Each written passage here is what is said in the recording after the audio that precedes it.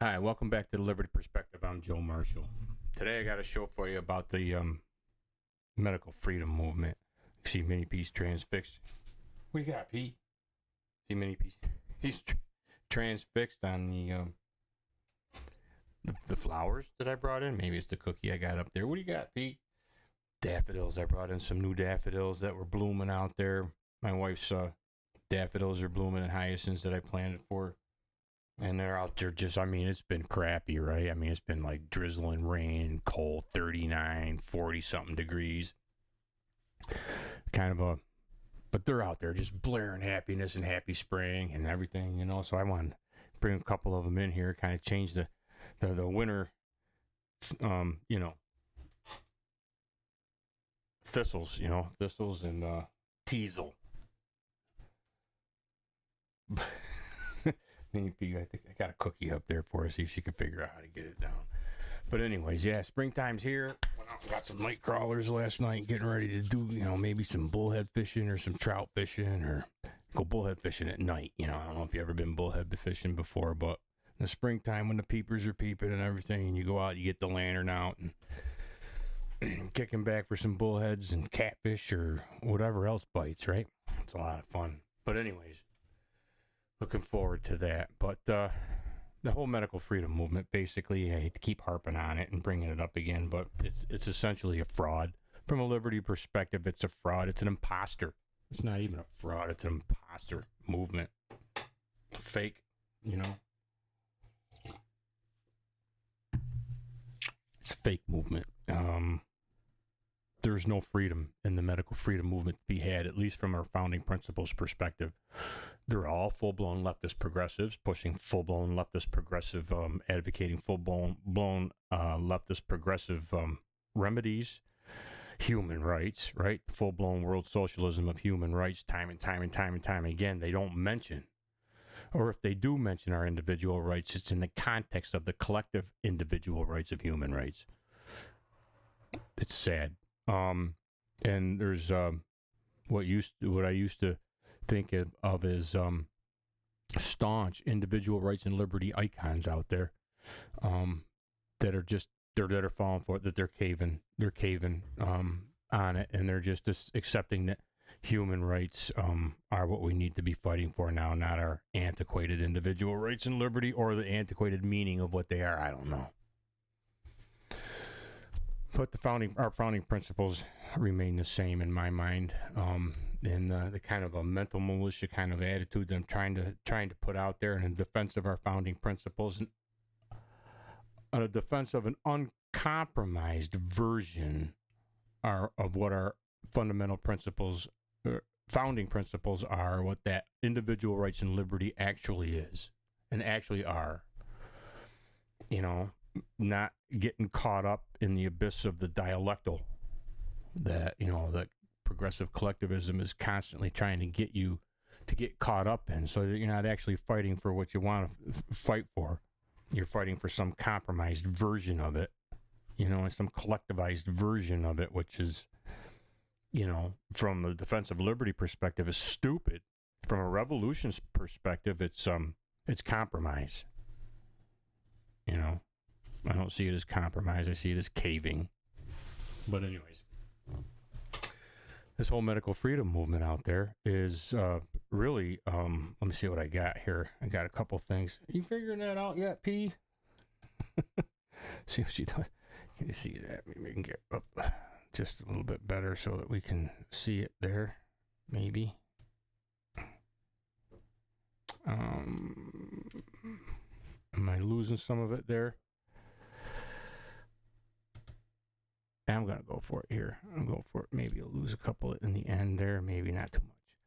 It was a medical freedom. It's a narrative control. And what I see is this medical freedom movement. I've done a lot of research on this, and I've been listening to other people, too, that are onto the kind of the same thing. I know Dr. Jonathan Cooey, he's been calling these guys out, too. And he's calling them out based on their what he is saying is their bad biology. And he's calling out the same people and been calling out the same people that I've been calling out since before I knew who he was, since before I ever heard his name. I've been calling out the same people pretty much for their progressive collectivism that nobody wanted to hear about, right? Well, I call out progressivism wherever it is. My objective isn't to protect a medical freedom movement that, from a liberty perspective, has turned out to be an imposter. My objective is to defend our individual rights and liberty and our founding principles, our founding constitutional republic, But anyways, that's that. But the so-called medical freedom movement, there's a narrative control. They're actually, how they have narratives, and then there's counter narratives, and then there's control counter narratives or whatever. They have been doing a counter narrative control, wittingly or unwittingly. These people are all in their counter narrative are actually the so-called medical freedom movement, as I got written here, is not only leaving in place but perpetuating a whole slew of narratives that in the end are enabling the very global governance it claims to be standing against. These guys all come out against global governance, and then they shred the capitalism, the free market capitalism, upon which is the only earthly avenue through which we could even pursue an independent happiness, which is through free enterprise, free market capitalism, and the free exchange of property owned for property desired. That's what business is, right? It's what the fundamental principle of business is. You take that away, and you have nowhere to earn a profit or to obtain any prosperity through which would enable you to pursue an independent happiness. Peter, you are. Give me a hand.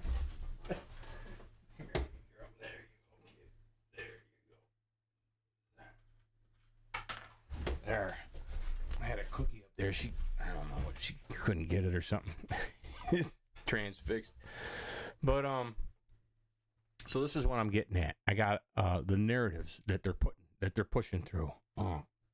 Give me a second. What do you think, Pete?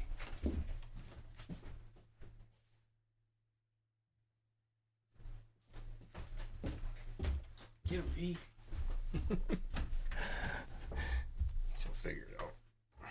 Or she won't. Here. There you go, baby girl. There you go. Okay. They're pushing a number of narratives, a whole slew of narratives that, like I said before, in the end are enabling the global governance that they say they're against. You've got the novel virus narrative is just one of them. Just a couple of them go down the line here. The novel variants narrative, the pathogenic spread narrative, you've got a lot of different narratives. You've got the PCR test narrative that they're not pushing back against. I mean, the only PCR test narrative that they're pushing back against is the cycle threshold.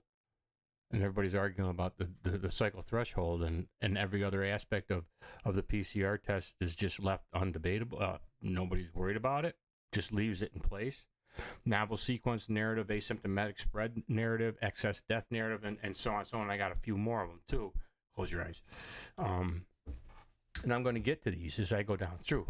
And I'm just going to kind of touch on a few details on each one of them too, to kind of see if we can remember, not only why the medical freedom movement is a fraud, or not only how they're a fraud, but why they're a fraud. You know what I mean?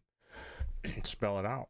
It's from a liberty perspective anyway, right? Okay. They're pushing the novel virus. They're not touching it. It doesn't have anything to do with it. They're pushing it against that additive or this additive in the vaccine. It should be choice. It should be choice on the vaccines, instead of saying that the whole vaccine enterprise is criminal, or the biology is bad on it, like Dr. Jonathan Cooey is pointing out, that it just doesn't make any frickin' sense. It doesn't make any sense. From a common sense perspective, it doesn't make any sense to violate the natural protections that we've had put in place. Our skin, our epidermis and epithelial, layers. I mean, right? That our insides are protected from things being jabbed into them. And they're going to jab things into them, into an intramuscular injection that is going to be like a time release. Well, first they said it was just going to stay there, right? Well, if it just stayed there, why would all the other intramuscular vaccines stay there? Why wouldn't they just stay there? But, so, none of it just makes any freaking sense to me. But, on a novel virus, what mainstream medical freedom doctor, scientist, and academic is not complicit with furthering the pathogenic spread.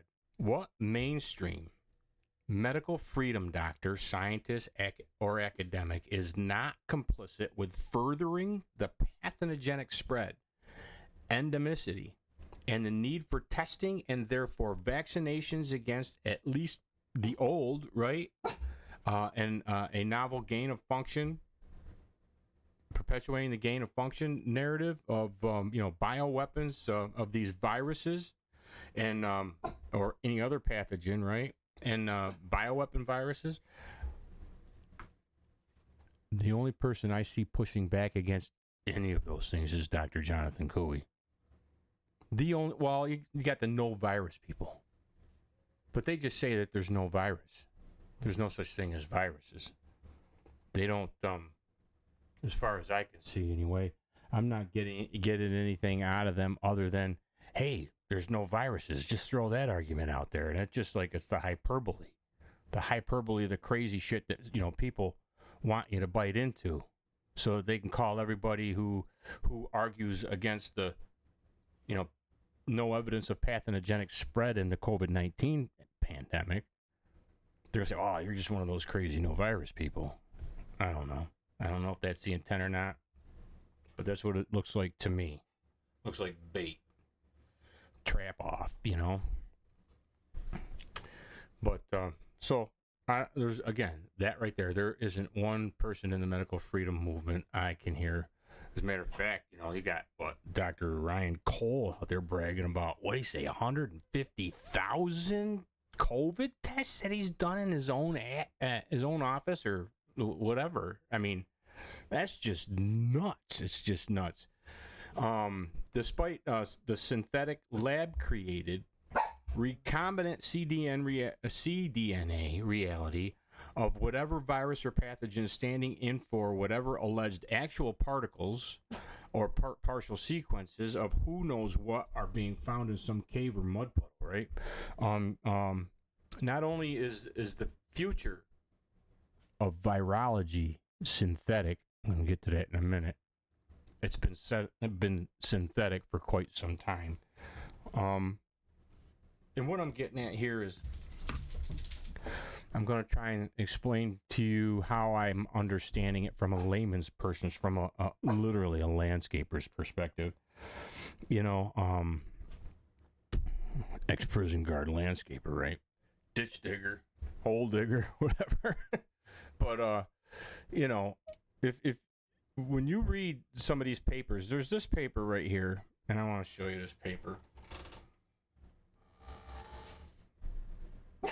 I guess that didn't make any sense, but it didn't go to where I thought it was going to go. But it's the name of the white paper is a full-length infectious cDNA clone of a dsRNA titovirus-like virus. That's the name of the white paper.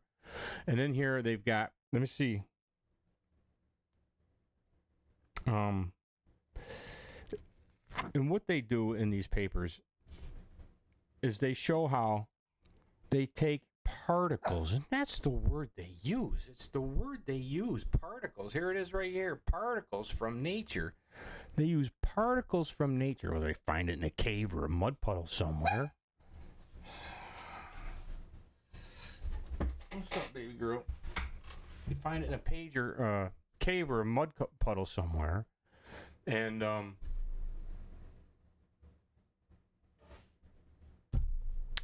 they from that point they take it back to the lab, right? They take whatever they find back to the lab, and then they have a process through which they make these synthetic DNA clones out of them that they turn from whatever the particles are, whether they're infectious or not infectious, doesn't matter, because then they make them infectious in the lab. And that's just what it says in here.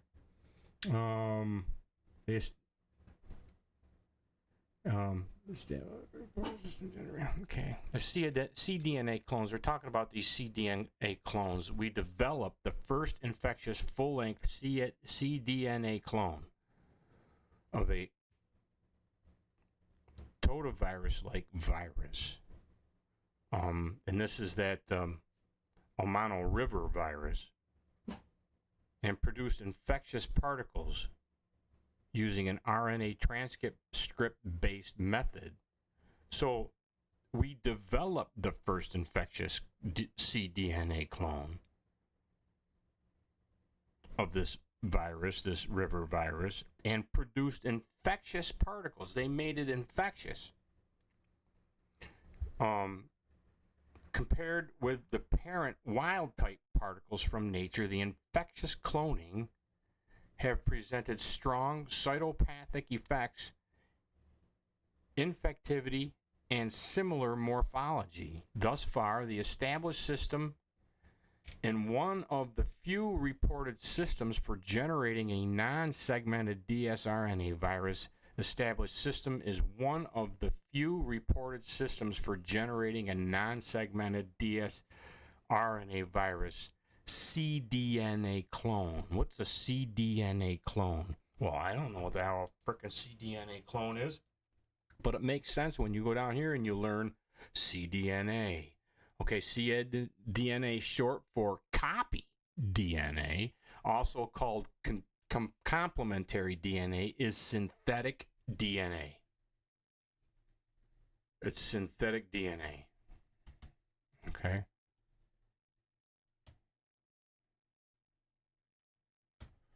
Right there. That's been transcribed from a specific mRNA through a reaction using the enzyme reverse transcriptase. While DNA is composed of both coding and non-coding sequences, cDNA contains only coding sequences. But you see it there. It's synthetic DNA. They make infectious.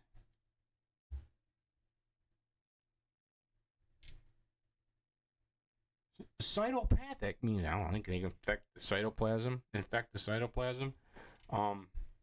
Introduction on this paper. The earlier isolated, it doesn't say how it was isolated, it just says the earlier isolated mosquito, Omano River virus. Now then they just say, watch. They just said that we developed the first infection full-length cDNA clone of the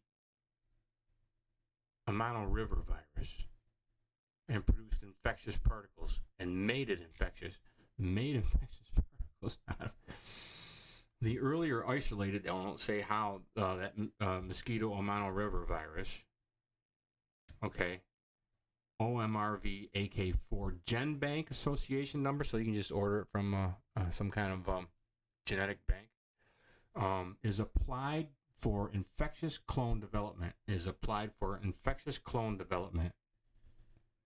So they're making synthetic clones of whatever particles they're finding in mud puddles or caves, right? Here, when we find the first established an approach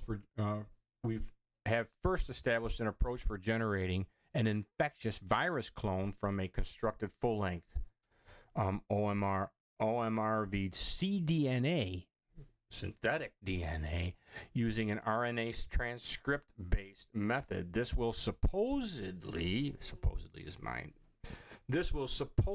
enable novel studies of their molecular biology mechanisms and features that are supposedly involved in the life cycles of the metazoan totivirus like dsRNA viruses. Supposedly, right? So all these, sequences, RNA sequences or whatever, if it's an RNA virus, they would be finding an RNA sequence, right? They take that from a mud puddle and they take it into a lab and they make synthetic infectious clone DNA, infectious clones, cDNA, infectious clones out of the RNA. Meanwhile, this particle, this RNA particle, alleged RNA particle that's in this mud puddle is still just sitting there. And they take it back to the lab and they make these infectious clones, DNA, cDNA clones out of it. And they tell everybody, well, this is what's going to happen here, and this is what's going to happen here, this is going to happen here. And that particle, whatever it was, that RNA particle back in the mud puddle, how is that ever going to do what they're saying it's doing in the lab, or what it can do from the shit that they're making in the lab? It's just nuts. It's just freaking nuts. None of it makes any sense to me. It's just, I'm not a biologist. I'm not a scientist, but I can read, right? And I can look up definitions of shit to see what they're saying, get a basic grasp of what's happening here. They're definitely not saying that, look at this RNA sequence that we found in a mud puddle, and we took it back to the lab and we put it in a petri dish and it started growing and it went freaking crazy and infected freaking 16 people in the lab and they died or whatever. That didn't happen. No, they had to freaking fabricate shit. Right? They had to fabricate DNA that they could. It just sounds like bullshit. I mean, am I wrong? Am I the only one seeing this shit? I'm trying to understand what Cooey's been telling everybody on this shit, and I just dug into this myself and started reading these things myself, because I want to understand it. Because if I can understand it, then it's like an aha moment, right? Not a maha moment, but an aha moment, you know? You can figure out what the maha, the bullshit that the maha is actually on. Yeah. So cDNA, short for copy DNA, is also called complementary DNA. It's synthetic DNA, so it's made in the lab. Furthermore, the wild type, but not actually wild, like they're saying in here that it's wild type. Where is it? Where did yeah, the wild type they're talking about.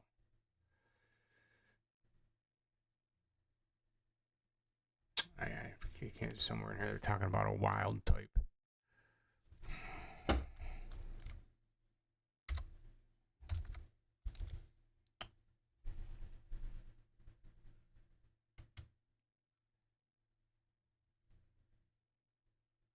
Wild type. No. The wild type.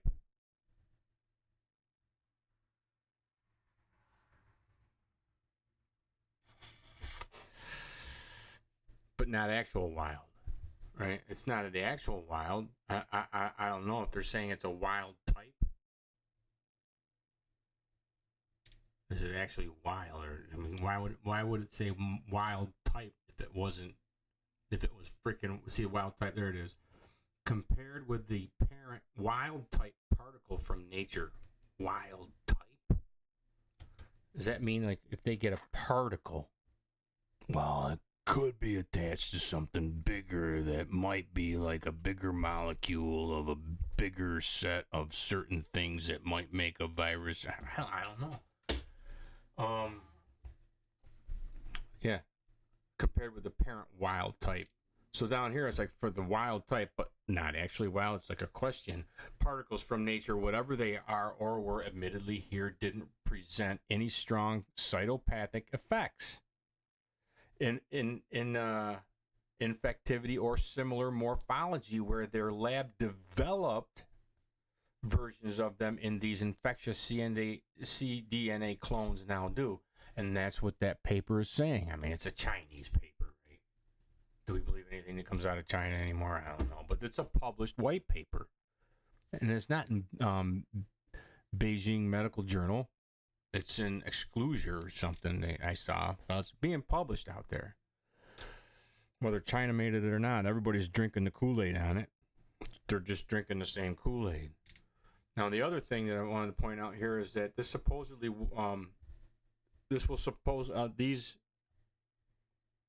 we have established an approach for generating an infectious virus clone from a constructed full-length OMRV cDNA using an RNA transcript-based method. This will supposedly, in my words, enable novel study of their molecular biology mechanisms.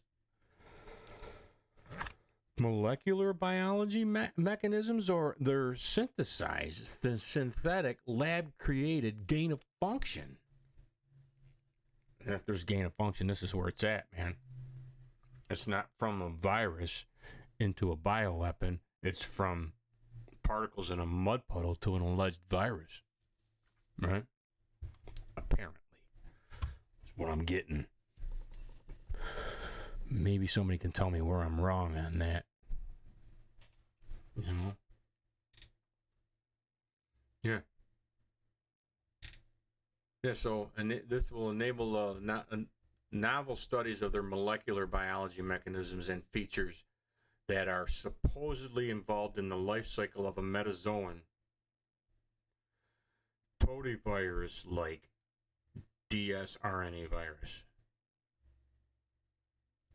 I don't know. Anyways, down here, I got a little marker, 2-star marker down here. So what I'm getting here is that not only are these now cytopathic infectious clones synthetic, they're at least second generation synthetic, or as it were, doubly synthetic, as the cDNA that they're being generated from is also synthetic. That's what I'm getting. That's what I'm getting. Yeah. I can only imagine a shit ton of additional holes somebody with a biology background could put in this if they only took the time to look and see the bullshit for what it is. I mean, the whole narrative of these viruses sits on this shit. I don't hear anybody in the medical freedom movement even questioning any of this shit. This is what the isolated means. This is the isolated. You know?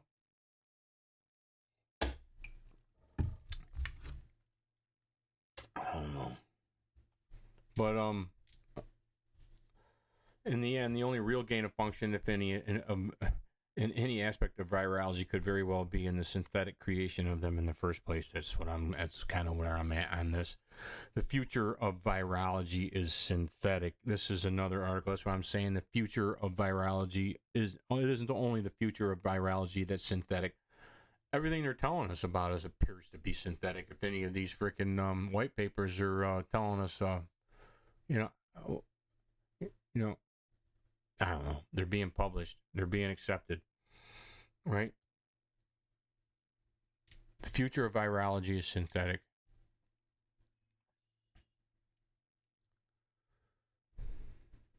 Yeah. So the biosphere represents a vast library of unknown genes on the planet. Synthetic biology, through engineering principles, could be the key to unlocking this massive global gene repository. Synthetic viruses may also be used as tools to understand the rules of life. How the frick does that make any sense?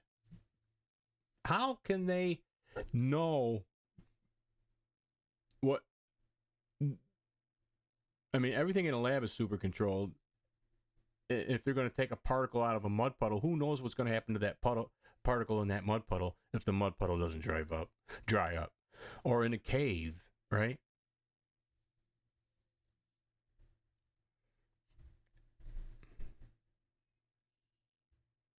Such insights may be crucial for understanding the assembly, diversity, structure, and scale of the virus-mediated function. Viruses directly affect resilience, stability, and microbial community selection via death resistance cycles.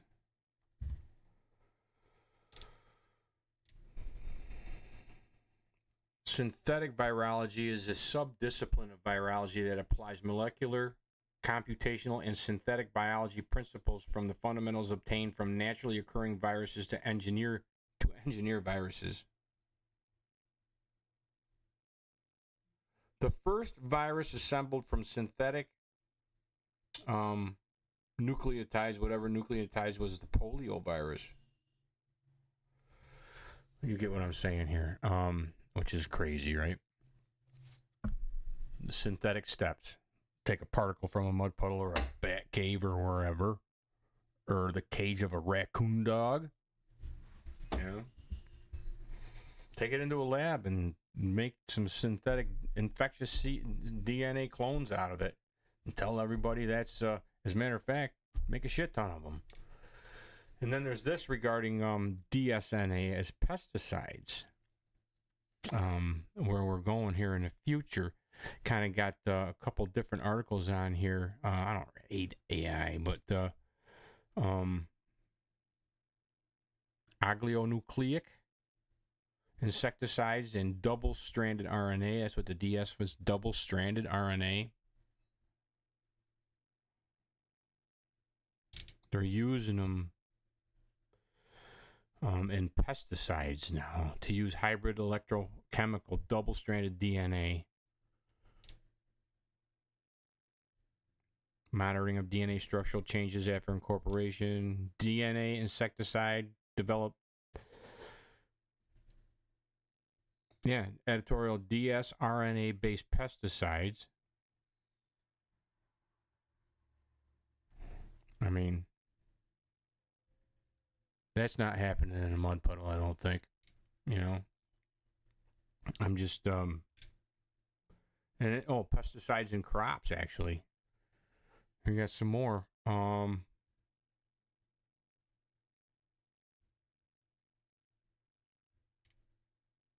The development of prospects of insect-resistant crops. This review will summarize recent progress in the developing insect-resistant crops that express double-stranded RNA, that dsRNA, and will discuss the future potential blah, blah, blah, blah, blah, right? Novel pesticide technology for potato crops. Leadprona is a sprayable double-stranded ribonucleic acid product that targets the Colorado potato beetle.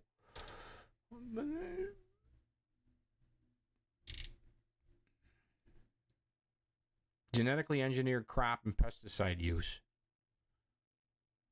Life of bioengineered foods, you know. It's all part of the same shit. That ain't gonna happen with that RNA particle that they're finding in the mud puddle, I don't think, is it? Why don't they just tell us that shit in the mud puddle is going to turn into these pesticides too? They're doing it right. I don't know. But another one of these main, but that just, you know, the whole concept of the novel virus narrative. There's so much against the novel virus narrative. You know, yeah, everybody's out there talking about how the spike protein's doing this or that, or all these medical freedom people that are selling, you know, the stuff that you can take to get rid of the spike protein and all this other shit, right? I don't know.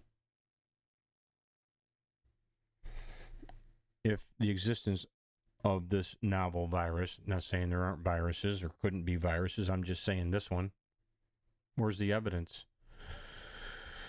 If this is how it's being isolated, I mean, maybe people in the lab, you know, they'll do anything to write a grant, right? They'll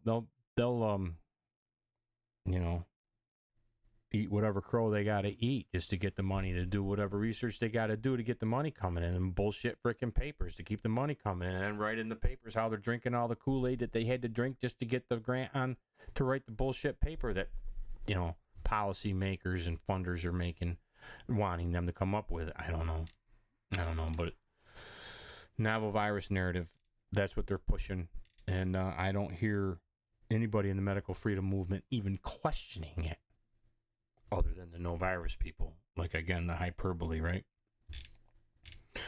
So the novel variants narrative, you got the novel variants narrative that's being pushed too, right? Remember this chart.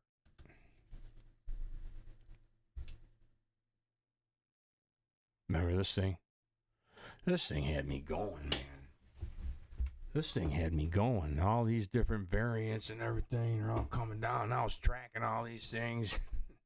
Yeah, I was kind of going nuts. I got a whole bunch of stuff where I was tracing all this down through, and basically they were coming up with all these bivalent, trivalent, quadrivalent vaccines and everything. We're going to get all the new variants, and even according to their own paperwork, the vaccines were coming out after the alleged variants were already, quote, extinct, as they were saying.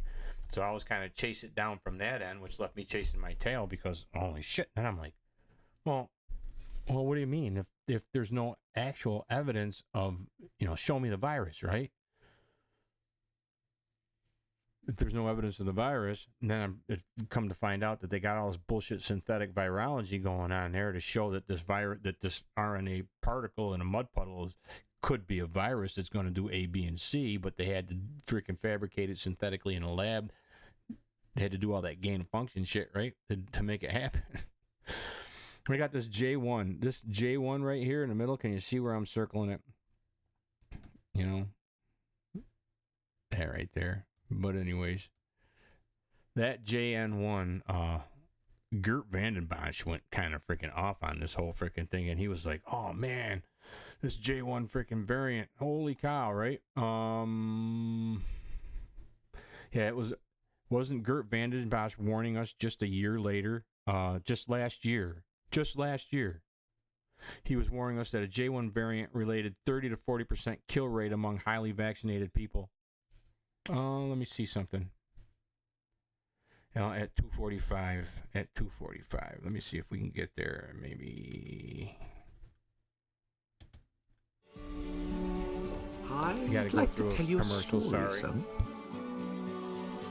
Here's how to legally steal gasoline from gas stations. This programmer got fired from his job at a German car. But the GN1 is very, very alarming because depending on vaccine coverage and on the speed of the vaccination. But I, would not be surprised that we will be dealing with a serious decimation of the population. In some populations, maybe up to 30-40%.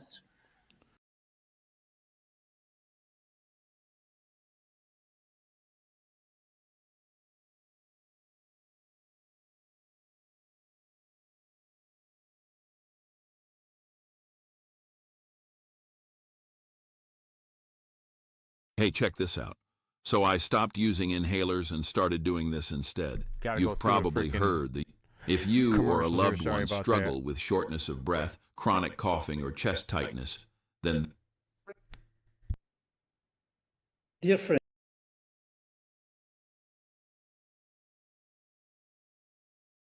a farmer from Texas stunned the world with a crazy method to destroy all mosquitoes overnight. This brilliant invention keeps you... Here's a quick hack to improve your vision. Try these self-adjustable glasses that are taking the role by storm.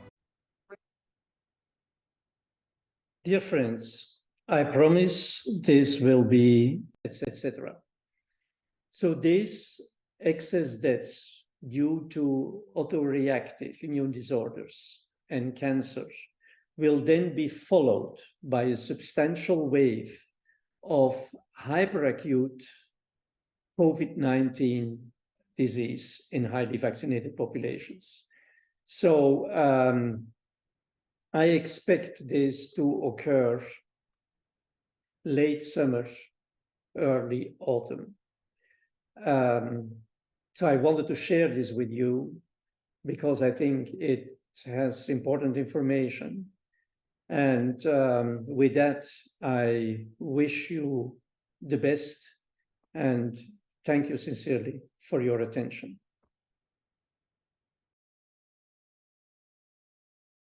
Yeah, he said it was going to happen. 30 to 40% kill rate in highly vaccinated populations.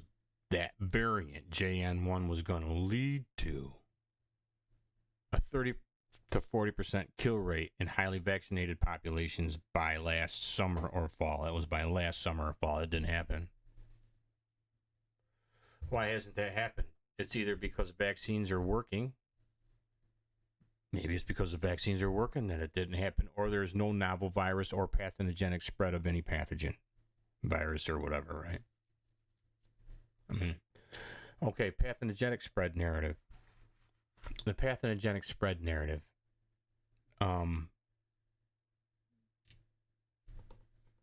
Despite the no evidence of the pathogenic spread of anything. Okay, you got Denny Rancourt, right? See, there was no pandemic, says Denny Rancourt, blaming response. Yeah, there's no pandemic.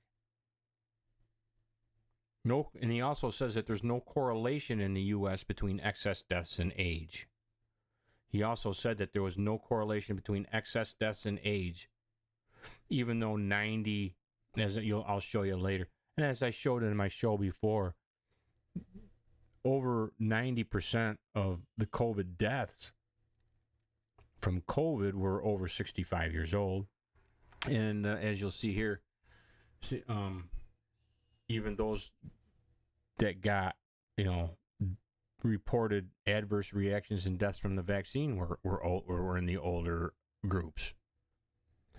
Albeit that Denny Rancourt is no friend of America. No, he's no friend of America. Here's a book written by that Matthew Ert, right? That Larochian guy out there, pro-Russian, pro-Chinese, pro-BRICS, anti-American hegemony shit guy. And Denny Rancourt, as I showed before, there he is right there reviewing that. The name of the book that Matthew Ert wrote is Breaking Free of Anti-China Psyops.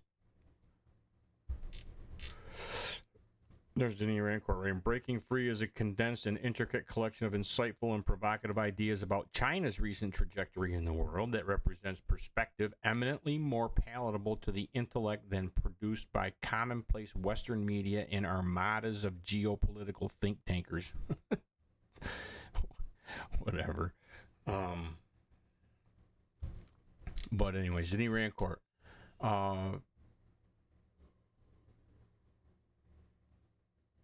Yeah, he wrote that. But on another side note about Denny Rancourt, because he's out there and he's saying that he came up with this big study that he did. He came up with the 17 million excess deaths that were created. 17 million excess deaths. Then he wound up going with with Malone, right, and the medical freedom movement. I don't know. The cool bunch, right? Wound up going all over the world and traveling all over with these guys, but he would never push the other aspect of his findings, which was that there was no evidence, not only no evidence of pathogenic spread, but actually evidence that there was no pathogenic spread. There was no pathogenic spread of anything, right? As per Denny Rancourt, the staggering 17 million deaths after COVID vaccine rollout. Doctors Denny Rancourt, that's what their study found. And says the toxicity of the vaccine increased exponentially with age. We were the first to demonstrate that the toxicity of the vaccines increased exponentially with your age. So what he was applying the 17 million excess deaths to were not the COVID, but the vaccine. And he says here that it has double the time of 4 to 5 years in age. So every 4 to 5 years, he's saying that your risk of dying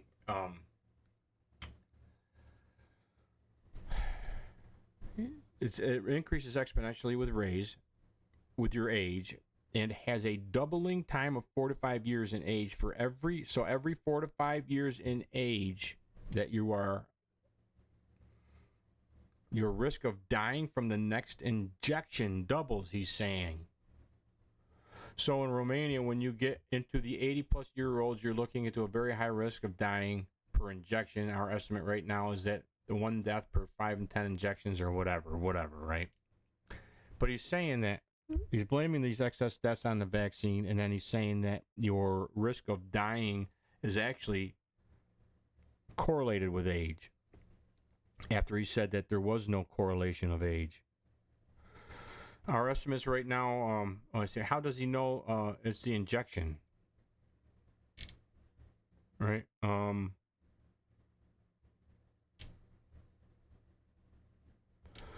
How does he know that it's the injection? Because I can show you studies, right? Like this one here, and I went over this a little bit more detail in my last show, one of my last shows about I can't remember which one. One of my last shows I did. If I can think of the name, and I'll tell you the rate. I'll leave it in the show notes. The rate by which mortality increases with age is the same for those who experience chronic disease as for the general population. So, in other words, what they're saying is that regardless of what disease or anything else that you have, your age is automatically gonna your mortality doubles approximately every 6 to 7 years during adulthood. What happens naturally. So that's a naturally occurring thing that happens with anybody and everybody when it comes to anything.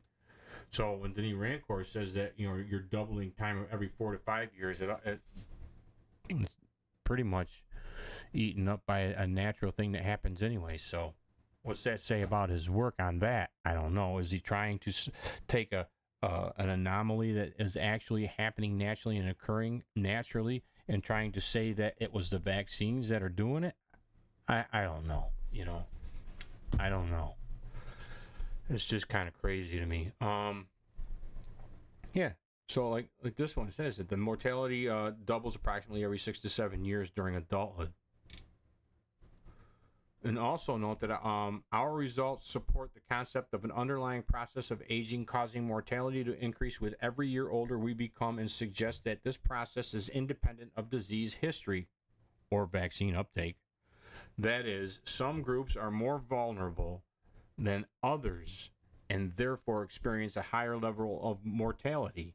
But the effect of age hits everybody in the same manner. It's just a matter of time. When it comes to the age thing that he's pointing out, it's something that happens to everybody anyways. But he's crediting or blaming the vaccines, quote unquote, right, for something that's happening naturally anyways. I don't know. Somebody might want to ask him about that one. I don't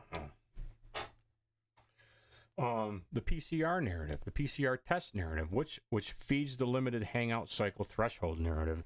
The only thing about the limited hangout or limited spectrum of debate that we're allowed to kick around and argue about, everybody was chasing, oh man, PCRs are bad, but it's because of the cycle threshold. So while everybody's arguing about the cycle threshold and pointing out things about the cycle threshold and diving into the details of what cycle threshold actually does, right? Nobody's questioning or very few to none are actually questioning the ability of the PCR to be what they say it is, So, which feeds the limited hangout of the cycle threshold narrative. That keeps us from calling the bullshit on the whole idea of the PCR to begin with. The whole bullshit of the PCR. I mean, these sequences that they're picking up, what are they? Are they specific? Are they non-specific? Are they specific to one thing and not the other? You got to remember too that for not only were a lot of these PCRs non-specific, according to Dr. Jonathan Cooey, you've got PCR tests that were allegedly highly specific for COVID only. If they tested positive for COVID, regardless, they didn't test for pneumonia, they didn't test for anything else, any other sicknesses. So that if you got COVID, you went to the centralized protocol of no treatment, the centralized no treatment protocol. And you didn't get treated, you got sent home. And you got sicker and sicker and sicker. And at least according to one of my last show I did on the oxygen toxicity and excess deaths in the sepsis connection, right? At least 28% of the people that wound up coming back into the hospital into the hospital with COVID. Came back into the hospital with COVID. Had sepsis. Half of those which had bacterial sepsis. Not the alleged viral sepsis, but bacterial sepsis. If I remember my numbers right when I did that show, you can look into that show and get into some details. I'll put that show in the show notes too, that you can check out for more detail on that stuff. If this is their first time listening to the Liberty Perspective, you can dive into those other shows, and this is subject matter that kind of interests you. But so we're getting at there. So yeah, that keeps us from calling the bullshit on the whole idea of the PCR, and serves ongoing Human Genome Project's historical opportunity for mass DNA swabbing, which they're doing. And like Cooey points out, right now we're in the highest population, highest genetic diversity that there's going to be on the planet for a long time, right? I mean, populations are getting smaller as you get into the younger generations. There's less and less and less of them, and they're kind of, our population pyramid is reversed. Instead of being like this, where we have fewer older people and the bottom of the pyramid is supporting those older people. Now it's reversed. It's reversing to where there was less people at the bottom supporting a whole shit ton of baby boomers that are now, as of this year, I would say 100% eligible for Social Security now. Right? I mean, I think the youngest baby boomers were born in 63 or 64. If it was 63, it's this year. If it was 64, it'll be after next year. 100% of the baby boomers will be eligible for Social Security. Which is something they've been warning about for decades. Yeah, so which serves the future genome project-based personalized medicine. Now they got this personalized, the rise of genome and personalized medicine. So they're going to take all this genetic information, and they're devising in the Human Genome Project and all this other shit. They want to take mRNA platforms, which we're going to get into the R&D, the accelerated R&D that they're going with on all this stuff is all part of this too. They want to make personalized medicine. And as Dr. Jonathan Cooey points out also, is that this will give them a way to skirt FDA regulations, because you don't have to put a label on that's going to go up for public sale. Just have somebody's name on it. Whoever it's going to. It'll be personalized medicine. I don't know. Just something to think about. And I don't hear anybody in the medical freedom movement, anybody outside Dr. Jonathan Cooey,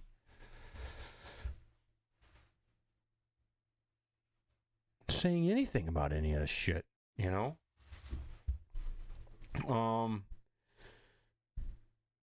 See, also, let me see, there's another one, personalized medicine. This is where they're going, man. This is where they're going. There's another one. The quest for era of personalized medicine. This is back in 2023. The Human Genome Project was supposed to lead to personalized medicine tailored to our DNA. It's right there.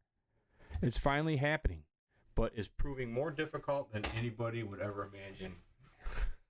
I think the other thing is that, these guys think they got everything. They got our whole, they got it all figured out. There's no humbleness to their science. It's, there's no awe of the creation or, as Cooey puts it, the irreducible complexity, right? Of who and what we are. But they got it all figured out, man. They just take whatever. They just take it from a sequence in the mud puddle. All they got to do is put it in the lab, and they'll tell you exactly what it is or what it could be or what it should be. And whatever happens to that particle in the mud puddle, if there is even another one, if there ever was one, right? So you got this PCR test narrative. The other thing that they were doing, they were testing just for COVID. Yeah, we already kind of went over that one a little bit. I just wanted to make sure we touched on it. Pretty sure. Yeah. They test for just COVID. No matter what else you got, shows up for COVID. That means you don't get treated. How many people died from that? From the no treatment? You know what I mean?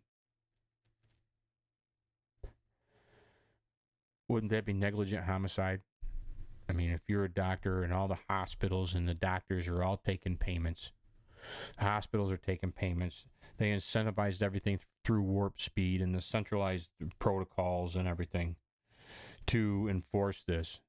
They just threw enough money out there to get everybody to follow the protocol.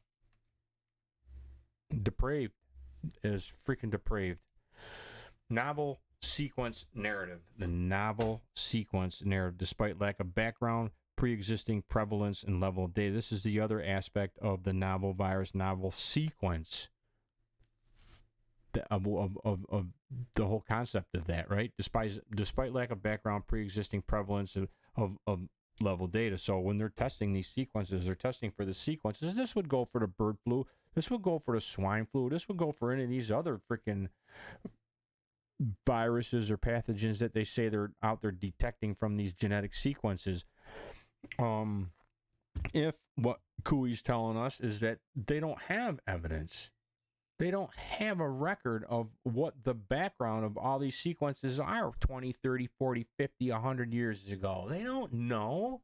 They don't know if these sequences, okay, say they're picking up maybe, I don't know, say 10 parts per billion, whatever, of something. Oh, they're here. Oh my God, they're here. Or 20 parts or 100 parts per billion.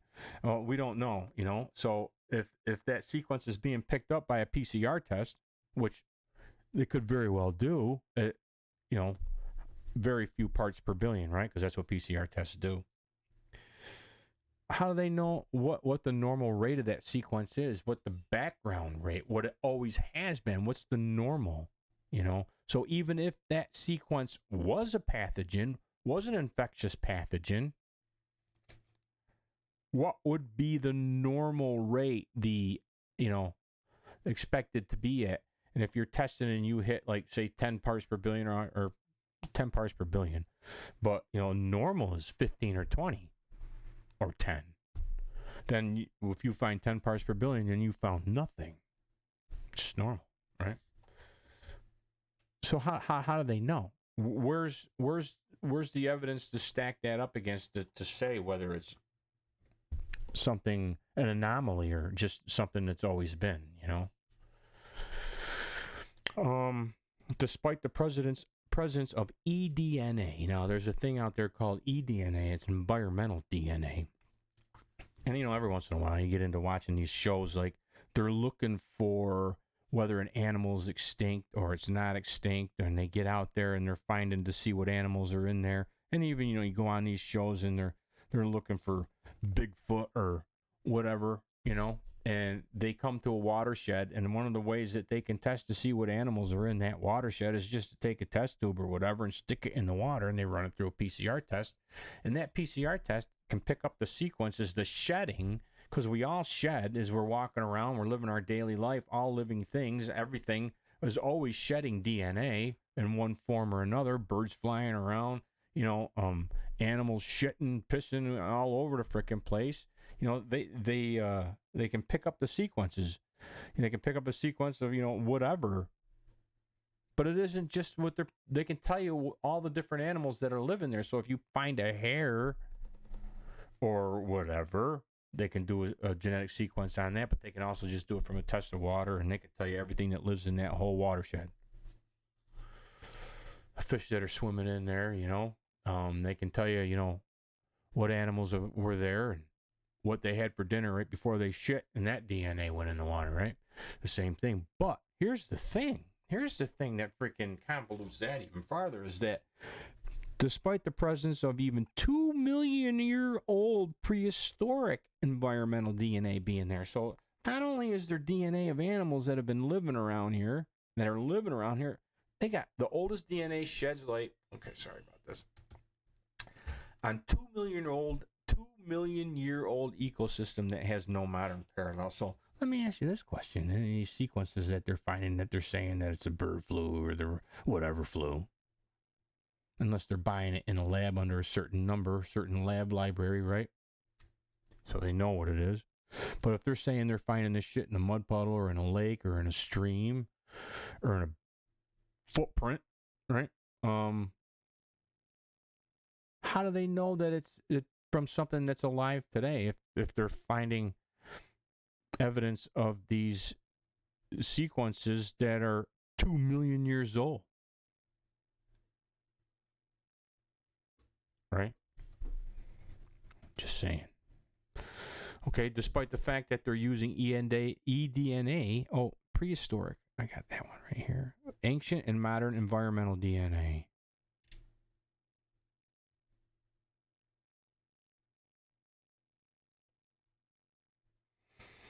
Yeah.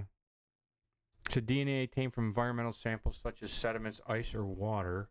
Environmental DNA, or eDNA, represents an important source of information on past and present biodiversity. It has revealed an ancient forest in Greenland, extended by several thousand years. The survival dates for mainland woolly mammoth in Alaska, and pushed back the dates for spruce survival in Scandinavian ice-free refugia during the last glaciation. Right? How do they know that? How do they know that these sequences that they're finding aren't background from existing animals, or even millions, just tens of thousands or hundreds of thousands, if not millions of years old? Biodiversity ecosystems that have long gone. They're not echoes or fossilized sequences. Who knows, right? Also, despite the fact that they're using eDNA to isolate viral DNA, this is what they're even isolating viral DNA. See if we can get it to come in. Doesn't look like it wants to here for a second. Give it a second, but it doesn't want to, I guess.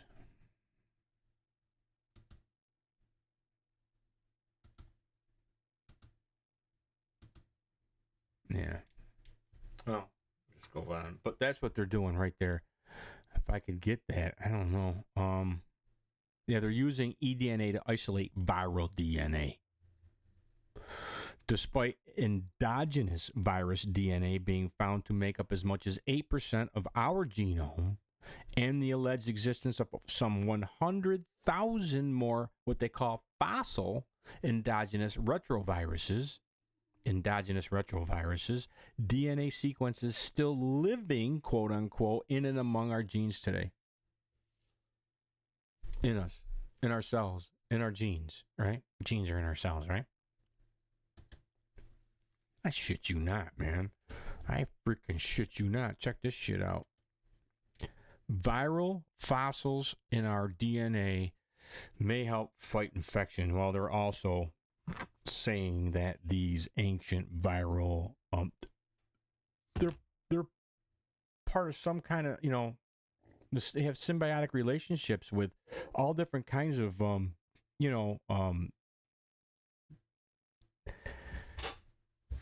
might be viruses, they might not be viruses. They're all different kinds of metabiota. I don't know, I don't even know if that's the right word, but there's all different kinds of a biological, inside and outside of us in our gut, right? We had a symbiotic relationship, or a symbiosis, I guess.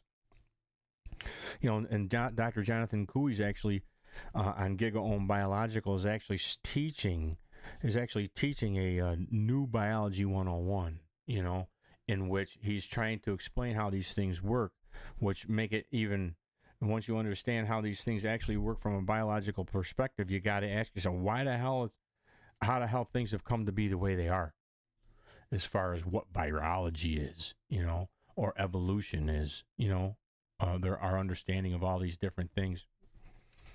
But we've got these fossilized DNA, viral DNA, living in our genes that are millions of years old. You know, I mean, it says you're up to 8% virus. At least as far as your genome is concerned, up to 100,000 pieces of ancient viral DNA live among our genes, yet their function, if any, has long been unclear. Of course, they've got people out there trying to say that that's what's causing cancer, and you've got all these viral fossil sequences, or now they're going to come up with some way why we need to have a vaccine against them too. You watch. Personal genetic vaccines against them, even though they've been with us for ever, right? Been with us forever. It didn't cause any problem until somebody thought that they could make a bunch of money off forcing you to get vaccines. And the power is not just the money. It's not just the profits. It's the power. Because if they can mandate all this freaking shit, and then they can say all this pathogenic shit is out there, imminently another pandemic is poised to, they lock us down, global governance, all that shit comes right out of the same shit, man. You know, it's all part and parcel to the same bamboozle. You got the asymptomatic spread narrative, pushing the need for more and more testing narrative despite false positive paradox. They've got, even if all these tests actually did what they say they're going to do, and from what I can see, and what I'm learning, they don't. But even if they did work well and they worked exactly the way they were meant to be, there's a natural thing that they refer to as the false positive catastrophe or false positive paradox. And when you have low prevalence of something that you're testing against, or even an unknown prevalence that you're just fabricating or whatever, doesn't matter. But if you have a low prevalence of something and you're testing, the more you test, the more false positives you get. It's just so when you're testing millions of people, the false positive rate just extramentally increases.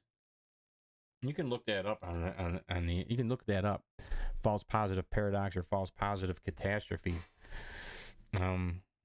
Yeah, I even read where I haven't got anything on here to back it up, but I even read where they stopped testing for breast cancer and other certain things because they were getting too many false positives back because they were testing the things that they had low prevalence for. It doesn't just have to be a pathogen, It's you test anything with low prevalence, you get false positives, an increased amount, including the need for testing of asymptomatic narrative. Including the need for testing of the asymptomatic narrative. The whole concept of asymptomatic spread, well, it isn't the concept of asymptomatic spread, but just coincidentally, Scripps, I did a show on this in the title, there's Scripps fraud. I can't remember exactly the name of the title.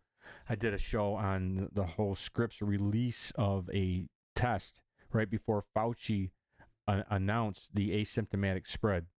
Scripps came out with a whole thing about asymptomatic spread, pre-symptomatic spread, on how it was spreading through the sewers, and a couple other, like 4 or 5 different things that they came up with that were introduced into the lexicon of the lockdown, and Fauci was using the number to force everybody to get masks and force the lockdowns and push the lockdowns and the masking mandates and the vaccine, all of it came from Scripps. Well, come to find out, Scripps has got one of the patent holders on one of the technologies in the vaccines. So I don't know if that's a conflict of interest or not, but yeah, coincidentally, right? The excess deaths narrative. I did a whole show on population pyramid. It's stupid. I don't know what the camera's doing. Somebody hit a button somewhere that got this tracking thing. I don't know.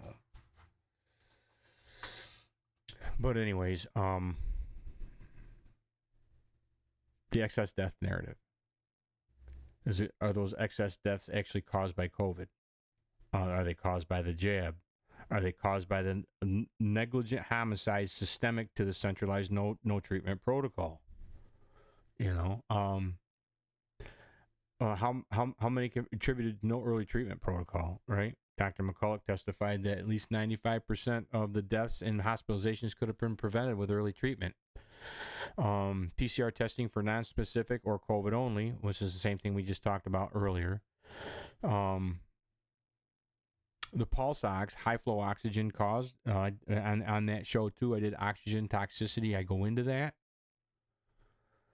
whole concept. I put in some white papers on there and some studies, and where they actually say that how much they don't know. They really don't know how much oxygen the lungs can take. They just don't know. And the population pyramid, we've got the population pyramid. Over 90% of the COVID deaths were, according to the CDC even, right, are 65 or older, which is, you've got an increase in population that's even up in over 50% in some age groups in the past 4 or 5 years. And you go back and you look at what was happening, you know, but then you're not accounting for the increased population in the life expectancy age group, at or above life expectancy age group. You're going to have that much more people dying. Now, are you going to say that they're excess deaths? You know, that you can attribute to a pandemic? Or in Denny Rancourt's case, the jab? Right? Drug overdoses. I'm going to get back to this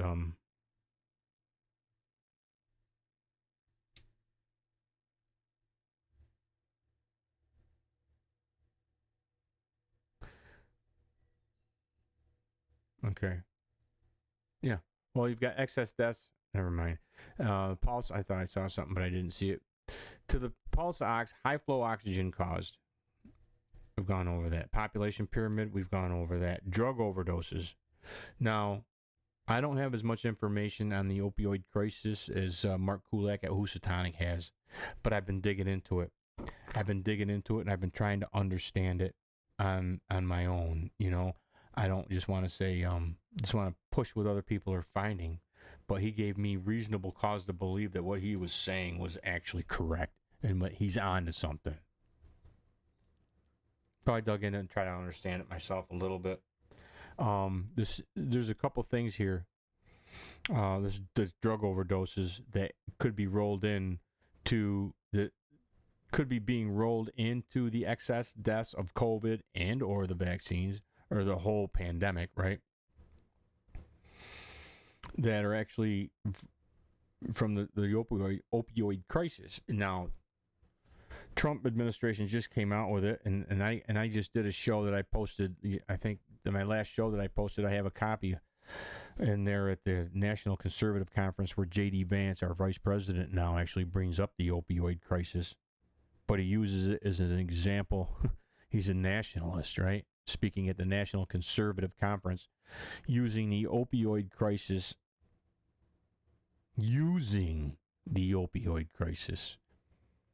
as an example of the individualism. He says his nationalism is against the personal choice economy. The personal choices, the individual right, the individual autonomous person choices that he says that his nationalism would curtail.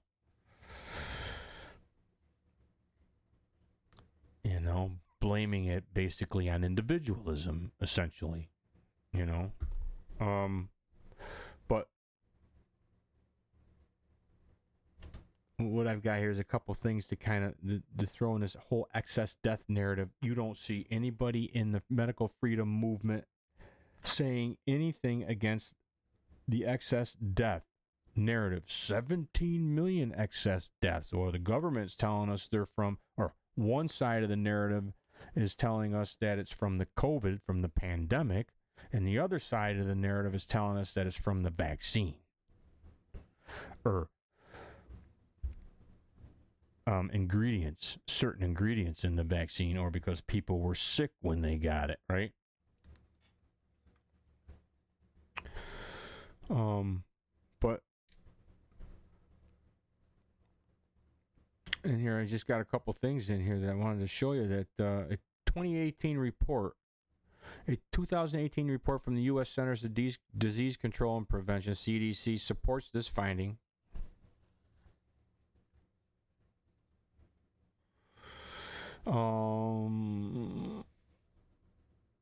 Supports this finding, identifying unintentional injury as a leading cause of death in the U.S. in 2016. Unintentional injury claimed the lives of 61,000 people aged 1 to 44.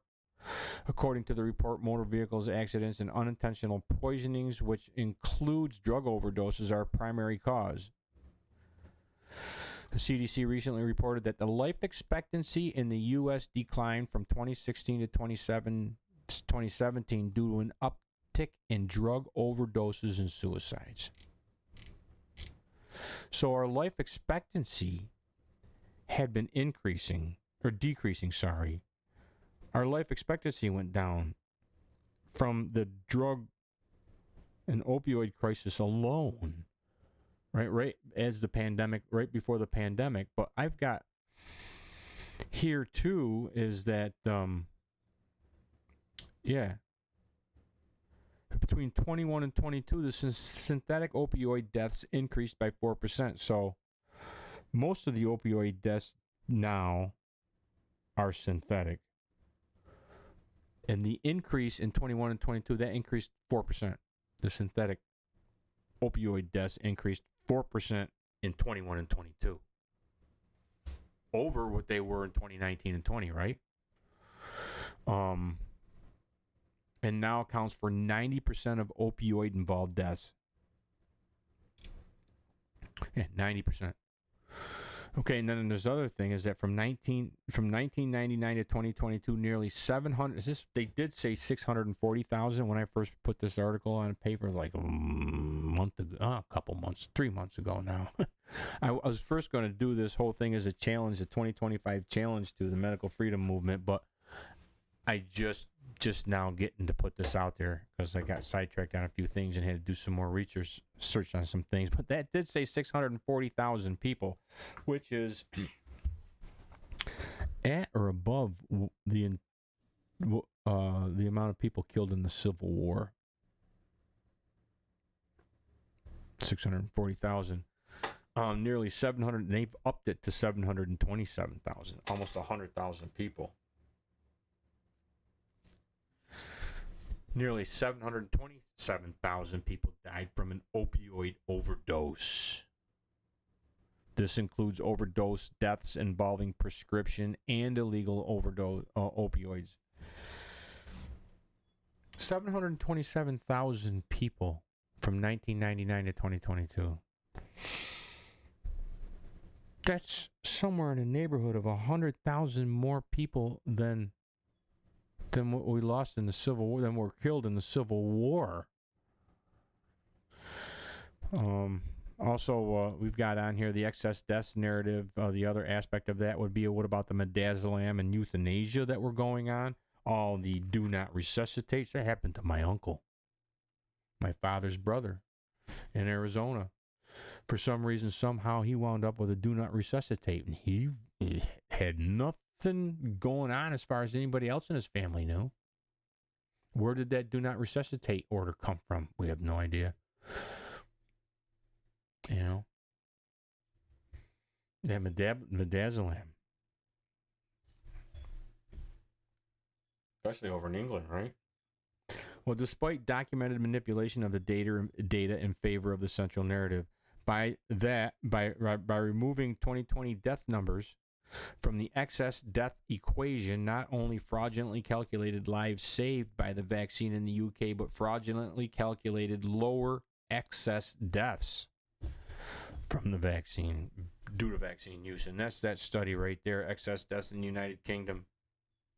This is a good read. Kind of goes over the fraud. They investigate some of the fraud. They don't get into everything, but it's got some good information in there. And despite the population pyramid, which I'm going to be getting into too, you've got the bird flu narrative. You've got the swine flu narrative, the disease X narrative. All these things are being pushed when you have a novel virus narrative, and the PCR test is picking up all this freaking stuff, and it leaves in place the need for vaccines. You know, it just leaves everything in place. If you just scratching the surface with, you know, this ingredient or that ingredient of the vaccine. What Brandy Vaughn was talking about, these vaccines being, in general, being no good. Putting up billboards that vaccines were no good, doing more harm than good.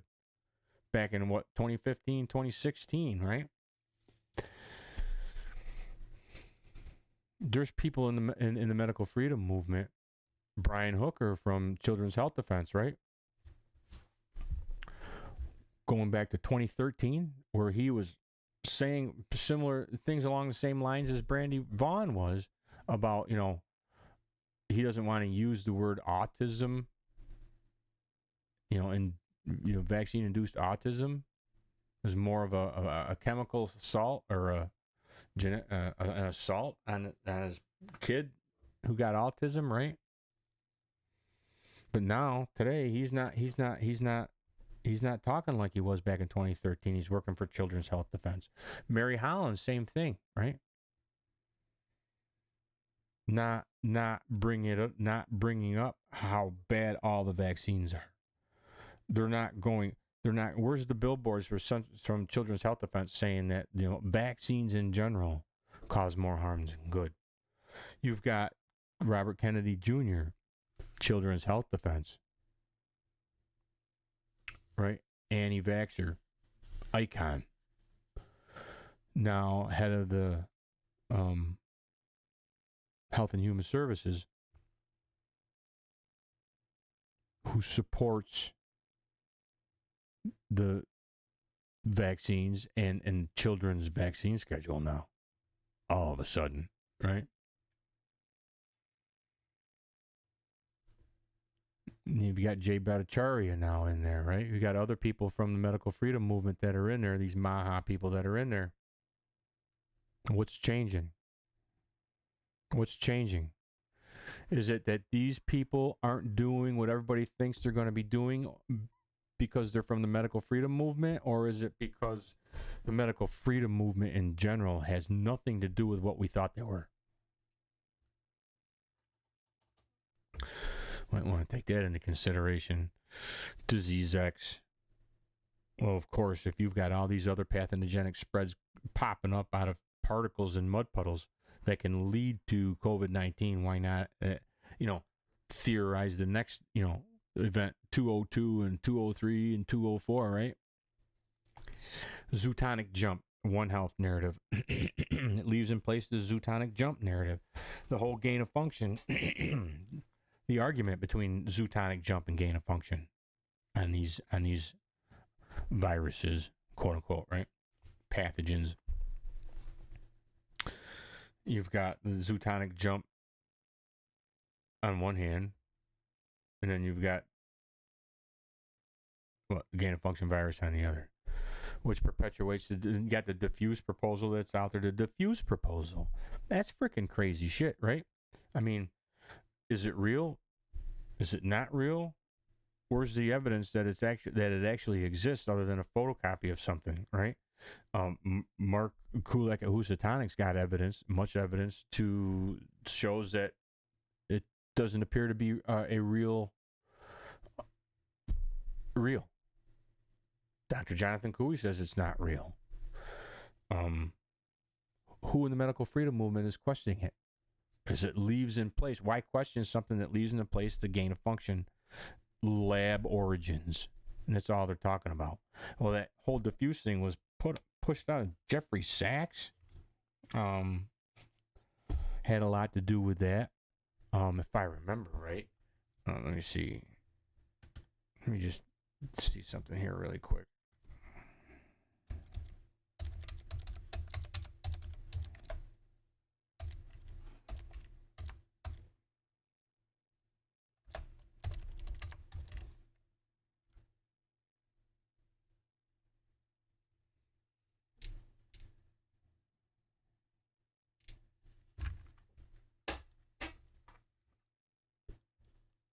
Yeah, Jeffrey Sachs. Yeah, Jeffrey Sachs. You can find Jeffrey Sachs is associated with that, the whole diffuse proposal. And Jeffrey Sachs is also associated with Sasha Stone, who I did like 2 or 3 shows on. The whole, his crazy collectivism, man. He says he's got medical freedom, and all these other medical freedom icons are all over, including G. Edward Griffin himself, right? He's got him mixed in with all these different utopian freaking, guru kind of shit that he's doing. But he was associated with, Jeffrey Sachs was associated with this Sasha Stone, and the Millennial Development Goals. They established those Millennial Development Goals, which became the Sustainable Development Goals of the United Nations today. The redistributive justice that comes out of the UN, 17 of them, I think, Sustainable Development Goals, which are based on what? Human rights.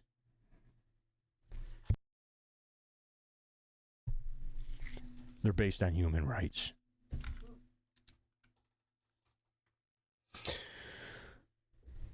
And the strands of the web come back around and around and around. You see what I'm saying? Say codifying the tenets of world socialist revolution into overarching global governance health laws locally the world over. And that's what One Health is. It's simply the codification of the tenets of world socialist revolution into overarching global governance health laws locally the world over. That's what One Health is. And then once the tenets of the revolution become law, you push back against the revolution, you're actually breaking the law. Can you see it? That's what One Health is. And you let the zootonic jump shit go unchallenged because you found a particle in a mud puddle or a cave, and then you made it infectious in a DNA clone. It's going to go from that mud puddle. Somehow that particle that was in the mud puddle, or if there's another one like it in the mud puddle, somehow that's just going to pandemic spread around the world and get into the herds of all the deer and animals that I'm hunting, and fish that I'm catching, and chickens that I'm collecting my eggs from, and everything else, right? Next thing you know, we need to be afraid of, petrified of every aspect of nature, because unless we have their vaccine and live by their rules, we're done. We're done. The climate change. Somehow, all these things, whether it's the pathogenic spread of these zootonic jump shit or gain of function shit, doesn't matter. The climate change shit doesn't matter. Whatever the hell, they all have the same communist cure. They all have the same communist cure. The need for more and more vaccines narrative, of course, then you get into need for more mRNA vaccines narrative, which is going in our food and has been in our food for, I don't know, going probably on close to a decade at least now, right? Especially that China owns 95% or whatever it is, or some approximately in that area somewhere of the pork production in this country. Buy local, baby. Then you got the need for R&D accelerator programs, which feeds the need for R&D accelerator. Oh, I know what I wanted to show you. On that, Denis Rancourt. Denis Rancourt. This kind of combines Denis Rancourt's push for they're talking about excess deaths here. Talking about excess deaths. But what I'll show you the graph that he's looking at.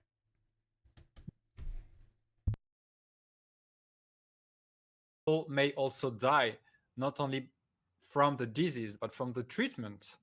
And so yeah, it's another story, but but there are so many biases in the way you count a death, in the way you attribute a cause to the death. So we've chosen to look at all-cause mortality, which is the least biased way to look at deaths. And that's one the point. And the second point I would add as well, it's like it's also indicator of what's going on in the population. If you look at the all-cause mortality, any signal, like one way or another, if it's increasing or if it's decreasing, will tell you something is happening at least.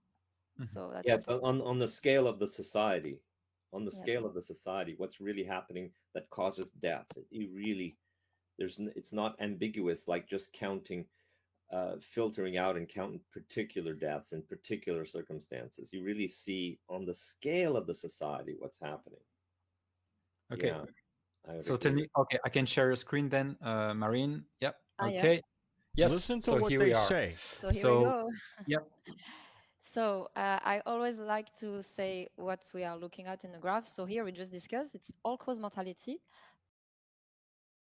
They're looking at all-cause mortality, the increase of all-cause mortality from the year 2000 to 2020, and then it goes up. And see that curve? That slight curve right in here? This is all-cause mortality.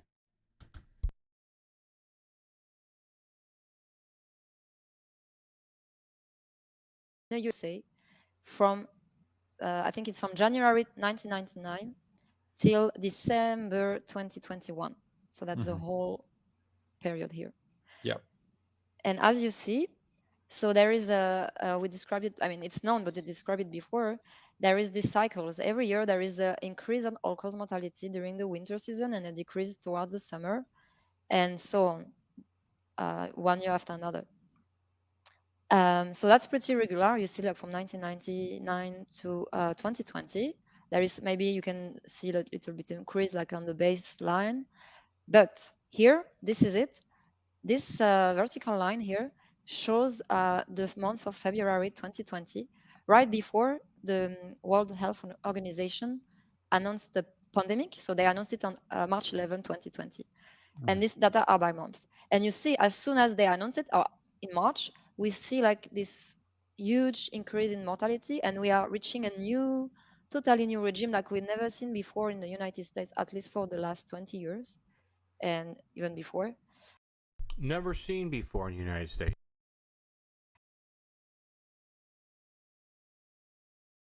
What could it be? And let's dig into this. What is so special? And the seasonal variations before the COVID period, you can go back to the Second World War, and before the Second World War, the beginning of the century, and so on. It's a very well-known phenomenon, very regular, and it occurs everywhere in the mid-latitude countries, in the northern and southern hemisphere. It's a very fundamental phenomenon that is not completely understood. There's still a lot of debate as to why there is this pattern, but the point is there is a regular pattern.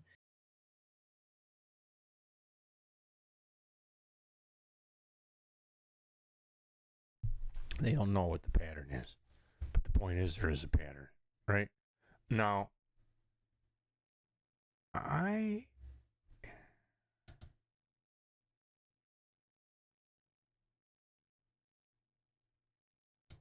this baby boomer thing.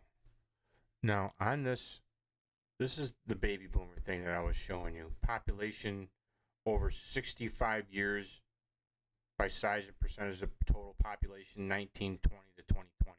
See how it's curving up? you've got the population pyramid here. Okay. This is 2010, 2020. The dark blue is 2020, and how all this much more people in these age brackets. Okay.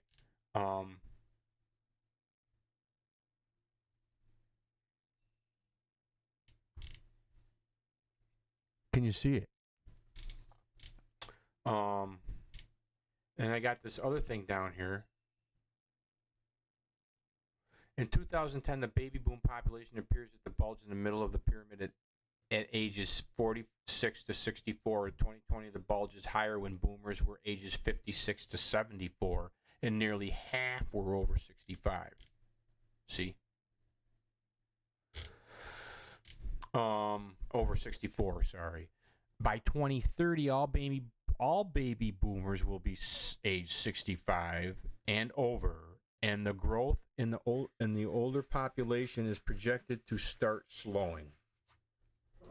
In 2020, the 65 to 75 age group experienced the largest growth of any older age group the previous decade.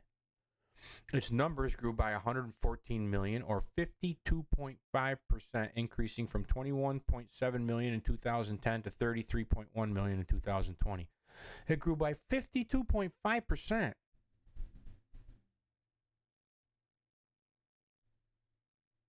Over the previous decade.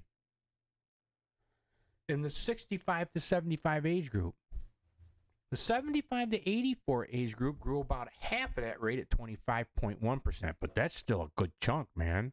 You think there's going to be any excess deaths? You know, that increase in those amount of people dying because those amount more people are older enough, they're just going to start dying. So you've got an increased number of people that are reaching life expectancy with an increased number of these people dying naturally being read as excess deaths. The 85 to 94 age group experienced a relatively slower growth rate at 12.6. That's still a good chunk. The population 95 and over also experienced a large growth rate at 48.6%. So you've got these figures coming in, right? So from 1920, see that? See that? How it's going up to 2020. Now, in Denis Rancourt's, the one we were just looking at in that video, his is from 2020 or 2019, or let me see, 2000. His is from the year 2000. So this graph, you see, we can get both of them in here.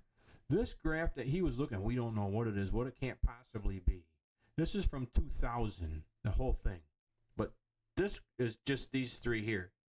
They want to know why this uptick, why this uptick, why this. This is all-cause mortality, boop, and this is the age group increase.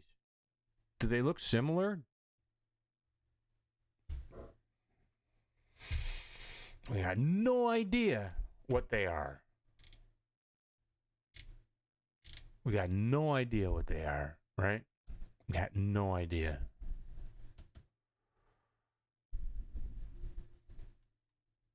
No idea whatsoever. But anyways, I just wanted to show you that. I mean, I went over that once in my show already, in another show already, but it's pertinent to kind of, it doesn't hurt to show that again. That correlation, that graph. They're not taking into consideration the population pyramid and the baby boomers and the increased age. I mean, it isn't by mistake or no wonder, right? No wonder that over 90% of the COVID deaths were over 65.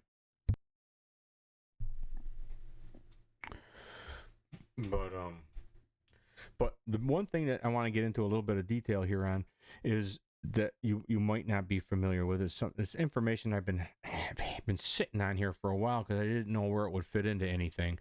But the need for R&D accelerator programs narrative is being pushed by the medical freedom movement just by pushing this whole novel virus or by not fighting against the whole novel virus narrative and all these other narratives that I'm going over here, right? You got the Gates Foundation to accelerate mRNA vaccine innovation. There's innovation. I did a whole show on this collectivist innovation too, just a few shows ago that I posted. But this was back in 2023. In the whole Gates Foundation, they're going after this big push to accelerate mRNA vaccine innovation. Okay. And it's not just R&D for mRNA vaccines. It's not just for mRNA vaccines. This comes out of the United Nations Development Program. I guess they call it the UNDP. The secret United Nations Development Program Accelerator Labs and plan just between you and me. This was written back in 2023. Okay. But what it takes to reach the Sustainable Development Goals. It's all about Sustainable Development Goals. And this might not be particularly about the vaccines, might not be about the narrative, but it all fits in. The open global R&D and origins story, okay?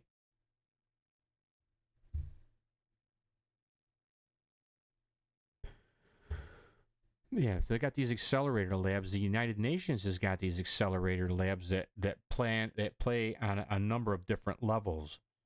They're not just accelerating the R&D on one aspect, on multiple aspects of the world socialist revolution, the global governance revolution, which you can't deny is an aspect of the whole COVID narrative.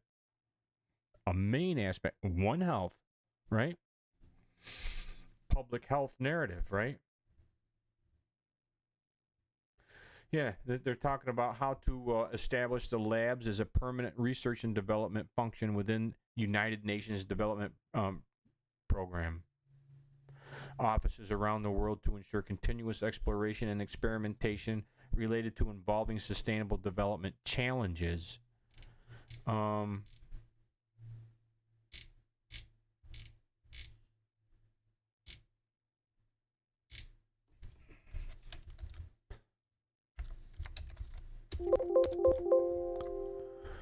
Well, that's not the science aspect isn't on this part. But anyways, they've got multiple things with that development program in the United Nations, and they work together with the science aspect of the research and development as well as the social, because they go together. And I've got here a little bit more information on what some of this R&D that's been going on. This accelerated, they call it accelerated R&D, okay? I don't know if you guys are aware of Pfizer has 4 partners, not just BioNTech, but they got Folsom, which is a Chinese partner, and they got another one called Polymun. See it right here? Polymun, it's out of Austria. So there's 4 partners in that Pfizer BioNTech, Folsom, which is Chinese, and Polymun. Right. I got this study here. The BioNTech signs COVID-19 vaccine deal with Pfizer and Fosun. This agreement expands the Research and Development Alliance.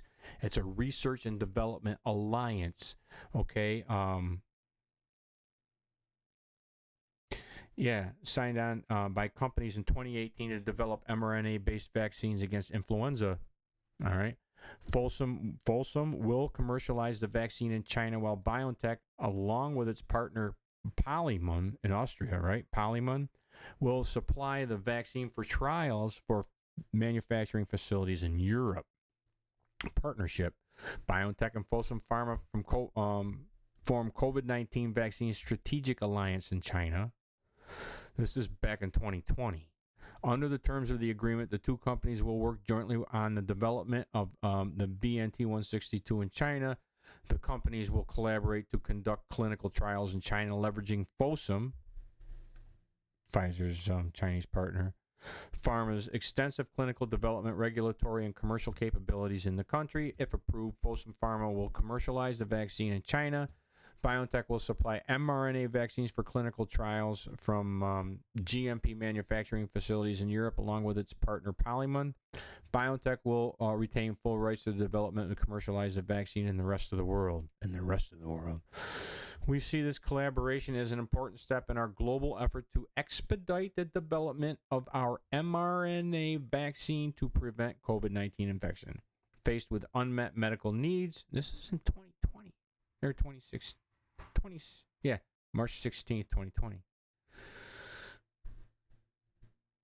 Faced with the numerous medical needs, Folsom Pharma has established international R&D platforms in the field. So these international R&D platforms. I did a little deep dive into these R&D alliance platforms expanded on by Pfizer-Fosun agreement. If you're interested in where that goes, here's what I've got. This is part of an email I sent out a couple of years ago. I was digging into this shit.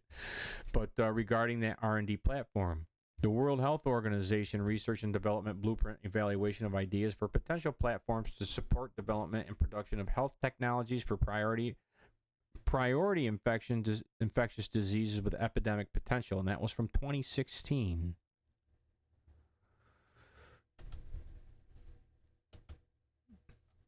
But anyways, out of that article from 21st July 16, a second technical workshop on R&D platform technologies was convened at the World Health Organization headquarters in Geneva with the goal of presenting the 6 most meritorious proposals emerging from the World Health Organization public consultant on platform technologies for consideration by interested WHO member states and relevant R&D funders.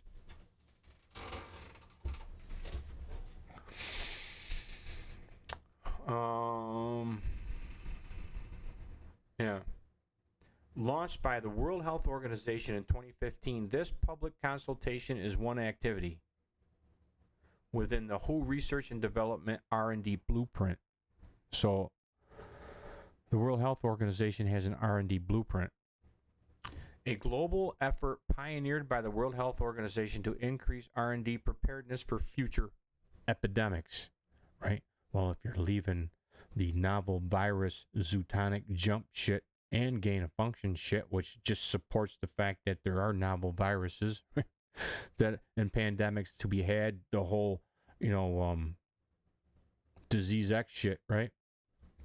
It leaves it all in place and sets it up. This is the alley-oop, man. This is the alley-oop that the whole medical freedom movement is giving these guys by not pushing back on the novel virus, by not investigating the biology of the integrity of the novel virus narrative.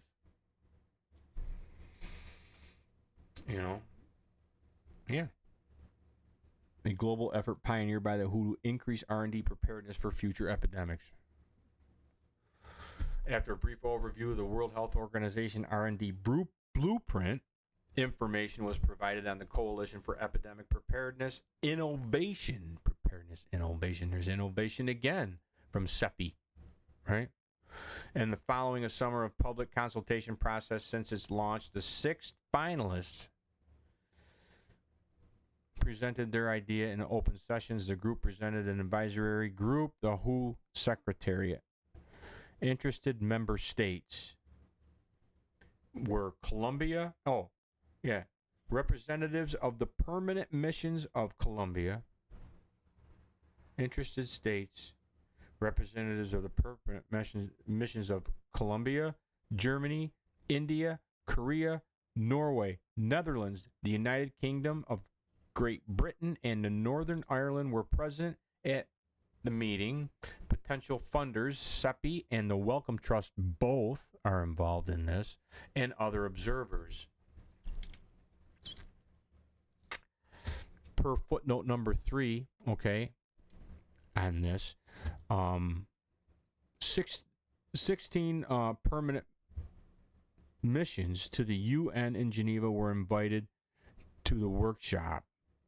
Argentina, Brazil, China, Colombia, France, Germany, India, Japan, Kingdom of Saudi Arabia, Norway, Republic of Korea, Russian Federation, South Africa, Switzerland, Thailand, and the Netherlands.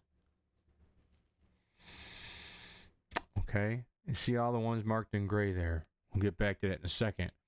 The R&D blueprint is a global strategy and preparedness plan that allows the rapid activation of R&D activities during epidemics. Its aim is to fast-track the availability of effective tests, vaccines, and medicines. Okay? The R&D blueprint seeks to create an enabling environment through which the R&D community, through increased funding, data sharing, and partnerships, can drive change in the public health landscape to provide an elevated level of global impact. That's not benign, man. It's not benign. The Coalition for Epidemic Preparedness Innovations, CEPI, is an initiative established following the annual meeting of the World Economic Forum in Davos in January 2016. How many people know that? Where stakeholders from governments, foundations, industries, and civil society discussed urgent need for new and sustainable partnership models. A number of new initiatives have been put into place or are under discussion by international stakeholders to increase R&D preparedness for severe and emerging infectious disease threats. These could complement the efforts of the blueprint. In ensuring coordination and alignment of efforts. One example of such initiative is the Coalition for Epidemic Preparedness Innovation, CEPI. An end-to-end approach, another terminology that keeps popping up to vaccine, an end-to-end approach. Full force of government, an end-to-end approach. Another terminology that keeps popping up to vaccine development to application an end-to-end approach to vaccine development to application. The CEPI initiative is separate from but intends to be complementary to the World Health Organization led process to develop the R&D blueprint. And both CEPI stakeholders and the WHO, World Health Organization, are taking steps to ensure the two are properly aligned. One and the same. A memorandum of understanding is currently in development between CEPI and the World Health Organization. CEPI will rely on the World Health Organization as the global normative lead agency in health and collaborate with it to respond to vaccine R&D needs.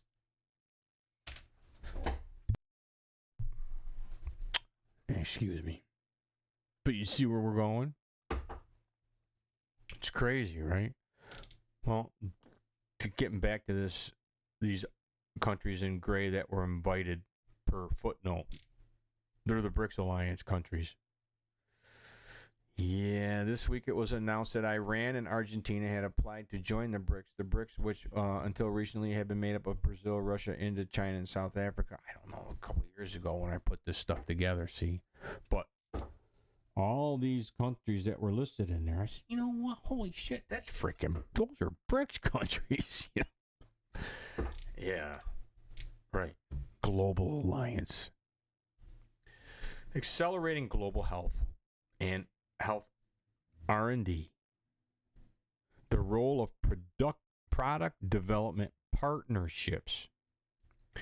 Key message in this number 5. Now, let's go down through here. This is it right here.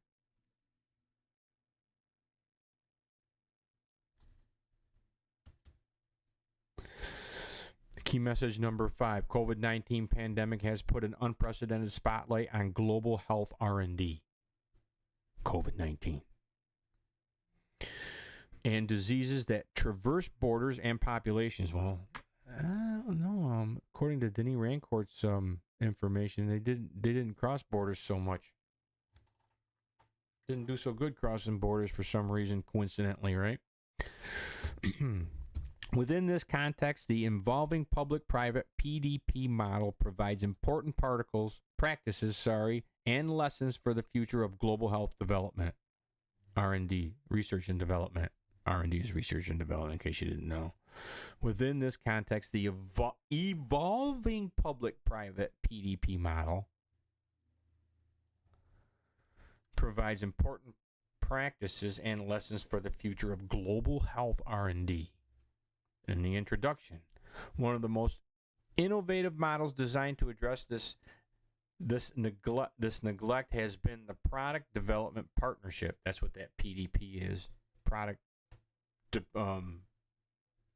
development partnership. This type of public-private partnerships Dr. Peter Corey would just love that shit. This type of public-private partnership was first initiated in the 1990s to overcome market failures. Market failures. Well, with a public-private partnership, you can just force your own market. Forced market by force of government. End-to-end approach, right? Crucially, health innovation. There's innovation again. It's the third time we come across innovation in this R&D subject. That emerges from product development partnerships contributes towards attaining the sustainable development goals and universal health coverage. All based on human rights. I'm going to read that to you again. Crucially, health innovation that emerges from these product development partnerships, public-private partnerships, contribute towards attaining the sustainable development goals and universal health coverage. Malholtra's going to love that shit. Moreover, product development partnerships provide an essential global function of R&D health cooperation that goes beyond the boundaries of individual nations. Nationalists are left out, I guess, huh? To address transnational issues, the COVID-19 pandemic has brought the importance of such functions into sharp focus. I don't know. When I was reading this shit, I knew it was wrong, but I didn't know where and when anybody would give a shit about knowing about any of this shit. So I've been sitting on it for a few years because, I don't know. Sometimes too information just makes it so that you don't want to hear no more and you just kind of just goes, you know. But it fits in here because this is one of the narratives that the whole medical freedom movement just doesn't seem to give a shit about. And this is all happening under their watch that they're not addressing, that they're just letting go with the novel virus, with the zootonic jump, even with the gain of function, with the PCR, the whole freaking thing. Key assumptions of the product development model. This study reviewed and analysis the current validity of key assumptions that were the basis of the product development model when it was established approximately 2 decades ago. 5 key assumptions were selected based on the literature and include market failure. So capitalism, man, you got to blame capitalism, free enterprise and free markets, man. That's the problem. Can you see it? Portfolio approach to product R&D.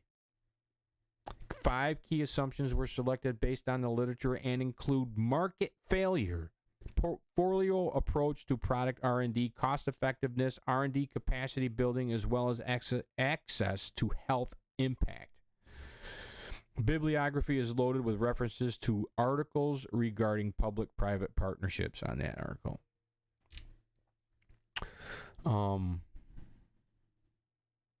Yeah. Well, I just wanted to point that out. I just wanted to go into that little bit of a detail on R&D and give you some information on some of the shit that's been going down in the research and development, global research and development, and the sustainable development goals, the whole Agenda 2020, 21, 2030, 2050. It's all part of the same shit. The human rights that are all based on the human rights. The United Nations Declaration of Human Rights. The world's socialism of human rights. The only freedom that the medical freedom has in it that they're constantly referring to is the world socialism of human rights. And I'm going to be getting into the Brownstone Institute's. I already did one show on the Brownstone Institute's advocacy of human rights, but I just got another email the other day, got a couple emails in the past, I don't know, past couple weeks or whatever from them since I went to the Brownstone thing in Pittsburgh with Cooley and Mark, and met Cooley and Mark Kulak's there. Mark Kulak from Housatonic there. We're all kind of there for the same reason, really, to call out and question the direction these people are going, what they say they're doing, and the difference between what they say they're doing and what they're actually doing. A lot of people riding the coattails of that bunch, right? For ratings or whatever they're doing, I don't know. Just prestige of hanging out in the room.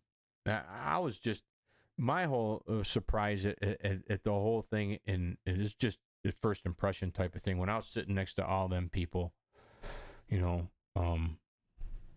all of them, you know, they didn't look well. They looked like they didn't look healthy. They looked kind of feeble to me, and just really pale, frail. I don't know what it is. None of them look like they've done a day's work in their life, physical work. You know, it didn't look healthy either way. It just didn't look healthy. I don't know, just an impression on who these people are and where they're coming from, you know. No light. They look like they've been in a cave somewhere, maybe collecting more sequences to be turned into infectious clones in a lab or something, right? Anyways, there's the R&D accelerator program narrative. It also pushes the need for biopolitics narrative as promoted by Dr. Malone's buddy. I can't even remember his name, but I got some information on this biopolitics right here too. Biopolitics is one of those things nobody ever, I don't know. I never heard of it until Malone put a guy up there to talk about this biopolitics, and I listened to what he was saying. It was at CPAC. I think it was a CPAC thing. This guy's talking, Malone puts a guy up there. Yeah. Talking about this biopolitics. And let me just go over really quick what this whole biopolitics narrative is. And I got this article. Got this article here. This One Health. I did a whole show on this too, with this biopolitics narrative. I think it was just maybe part of what Malone's kind of deciphering the psyops of Malone's Psy War. Maybe it was part of that deal too, because his medical freedom movement has nothing to do with our founding principles, has nothing to do with a free society, because Malone gets this guy up there pushing the whole biopolitics. What are biopolitics? More than human biopolitics. Biopolitics addresses new forms of power, aspects of power previously unknown, in the context of phenomena as diverse as concentration camps, migratory processes, cognitive capitalism,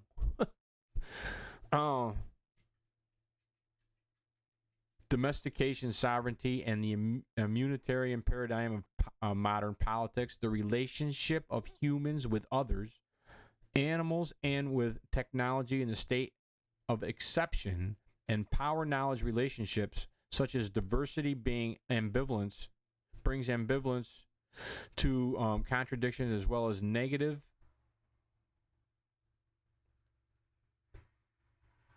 and positive perspectives. Biopolitics shows the blurring of the public-private boundary. The politics of life and of life, the administration of populations. The administration of populations. Is that like right out of Ayn Rand or what? The Drew, what was it? Something administrator, right?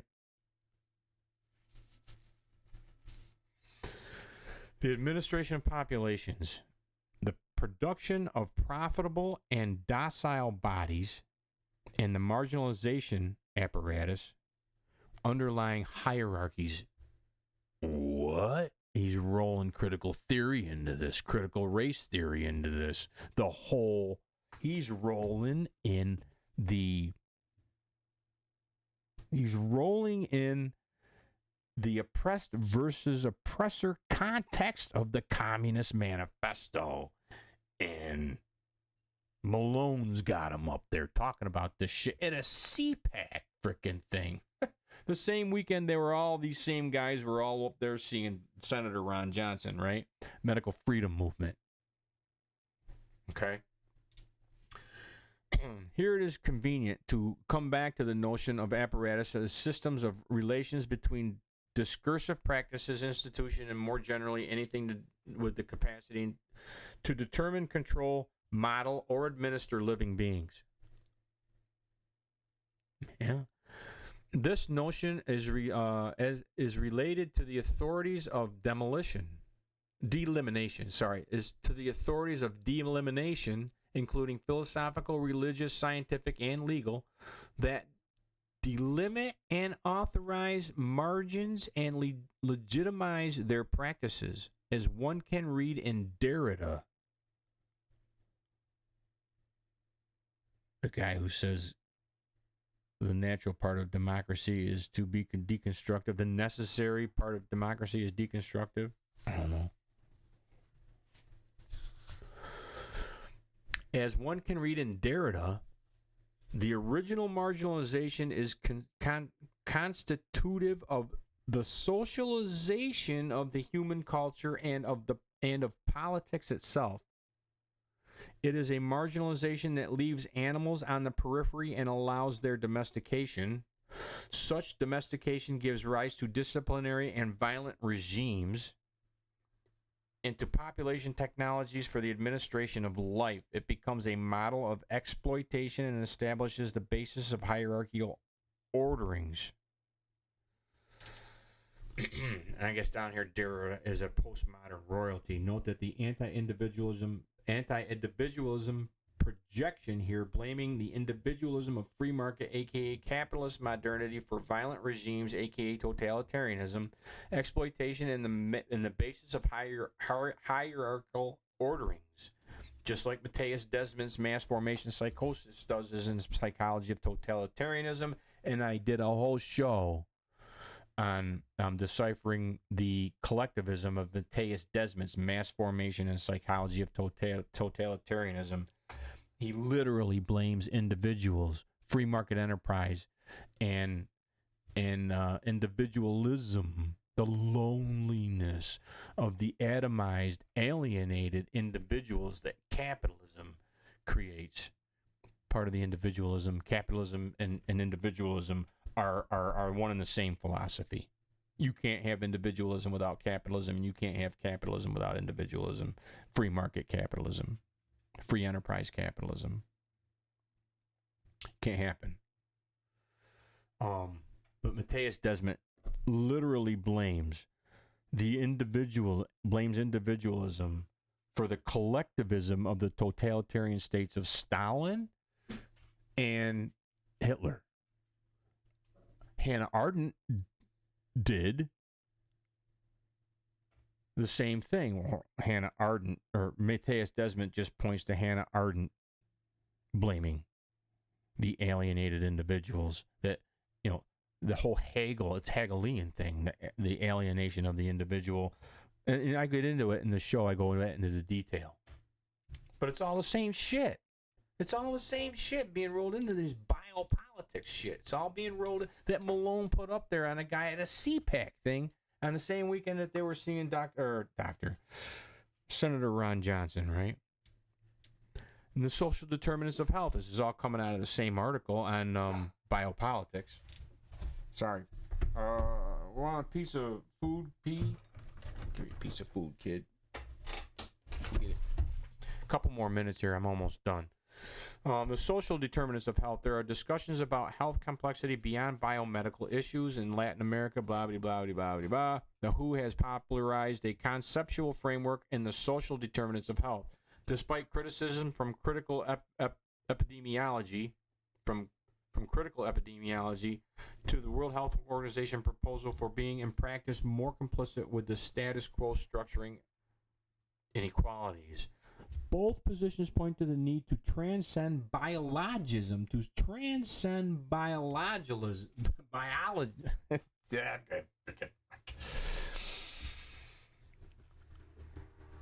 Cooey, they're talking to you right here. Both positions point to the need to transcend biologism and individualism. Do you see? In health, but they also reduce the social to the human domain. However, some approaches to One Health show that reducing social relations to the humans is misleading, whereas biopolitics and sociology set background to think a more than human social determination of health. Do you see what I'm saying?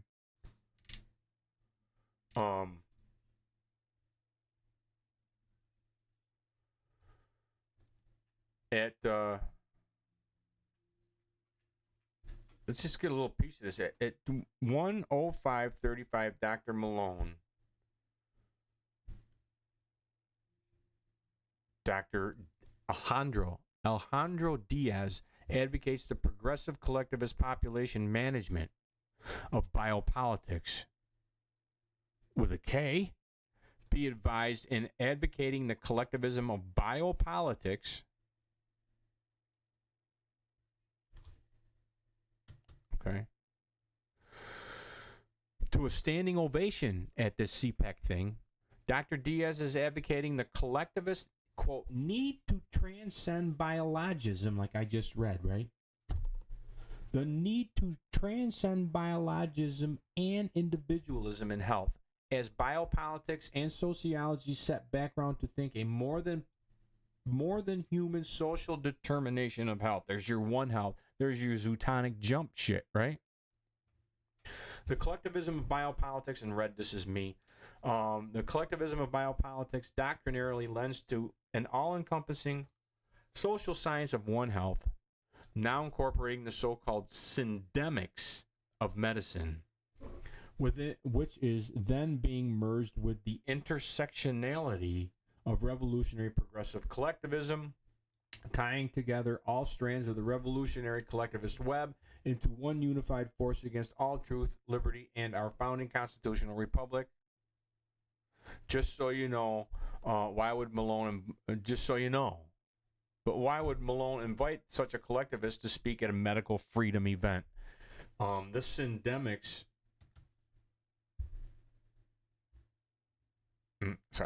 this syndemics is something that, what is syndemics?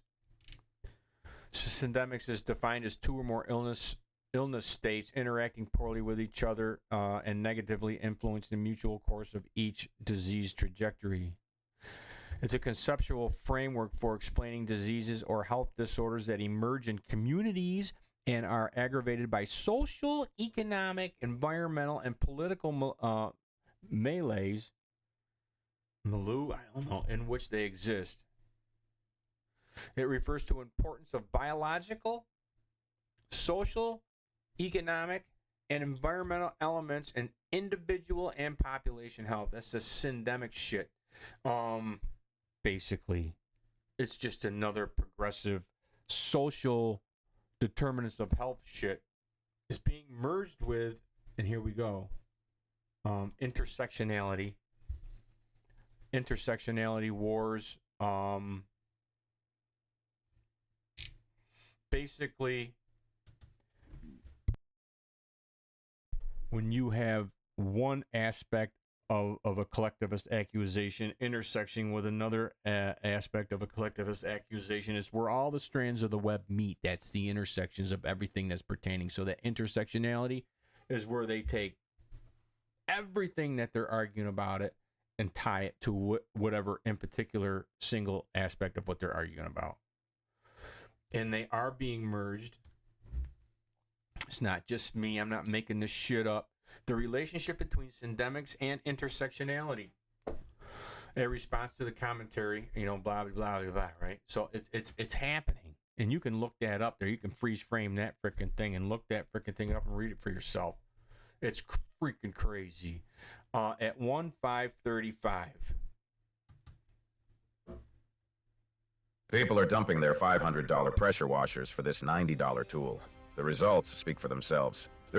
This invention uses self-sharpening blades to slice through logs like a hot knife through butter. That's why... And these are nurses or paramedics in their 20s presenting with stage 4 cancer, stage 4 breast cancer, stage 4...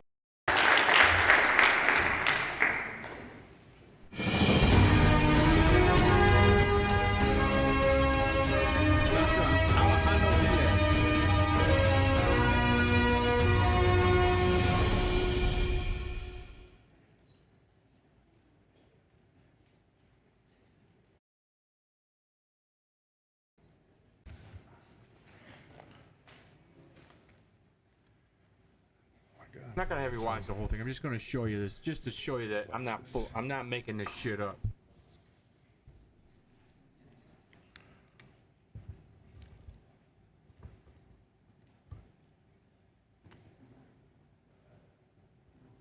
Hello, everyone. It's very nice. Are you gonna introduce me or just friends that I met in Alejandro Diaz? I am from Mexico. I am a pediatric allergist, immunologist, and a global health specialist. I've been in the immigration medicine for so many years, working for many countries doing immigration medicine and learning so much for that aspect of medicine. I was involved in the pandemic, I want to say, since day one. Actually, I had the rare opportunity to kind of predict the pandemic a year before on national radio in Mexico, because I was starting to see all this huge movement of masses of people coming from all over the world through the southern border of Mexico, through Mexico, and to the United States. So I thought that something was changing. Our heroes, the third week of October. And one thing that I like to recognize is that all of you are heroes. All of you are very, very important people that have inspired me to the medical freedom movement do people this. In the room. So what I'm going to talk about here, it's not a new term that I make a small twist, but it's biopolitics. And biopolitics with the K, and there's a specific reason why. So the COVID-19 pandemic marked a permanent shift in the way we view governance and health. Even 3 years after the inception of the pandemic, we're still witnessing how it is used worldwide as a political tool to affect public health and well-being in a significant way. To rethink how we approach every aspect of public life, it surpassed the capabilities of the world's healthcare systems as they exist today. The powers that we utilize using mass psychological formation to instill confusion and fear into the hearts and minds of the world population, it shook our society to its core, challenging the three main pillars: family, health, and faith. However, for far too long, we have been discussing the problem for the sake of the public well-being. We must change our tune. It's time to start discussing the solutions. We are at an inflection point in history from a policy perspective. It is vital that we as physicians and scientists, experts interceding begin to collaborate with politicians to reform the world's health system and safeguard individuals and populations from the evils we are seeing today. To prevent this from ever happening again, we must come to an international consensus, a bridge between the political class and the experts. Biopolitics, a term first coined by philosopher Michel Foucault in the late 1970s, refers to the governance of individuals and populations regarding public health, biology, and overall well-being. It examines the intersections of politics, governance, and healthcare, exploring how political power influences population management, particularly in public health context. Biopolitics with the K is not a misspelling, has a very specific purpose. The letter K finds its roots in the Greek letter kappa, influenced by its Semitic cap, the symbol for an open hand, which is precisely what this modern twist of the concept symbolizes. An invitation to scientists and politicians to collaborate in reshaping the relationship between human health and politics. In practice, it involves leveraging political power to improve biological aspects of human life. Governments and governing bodies should not only be concerned with individuals' health and welfare, but also prioritize the well-being of an entire population proactively. Operating on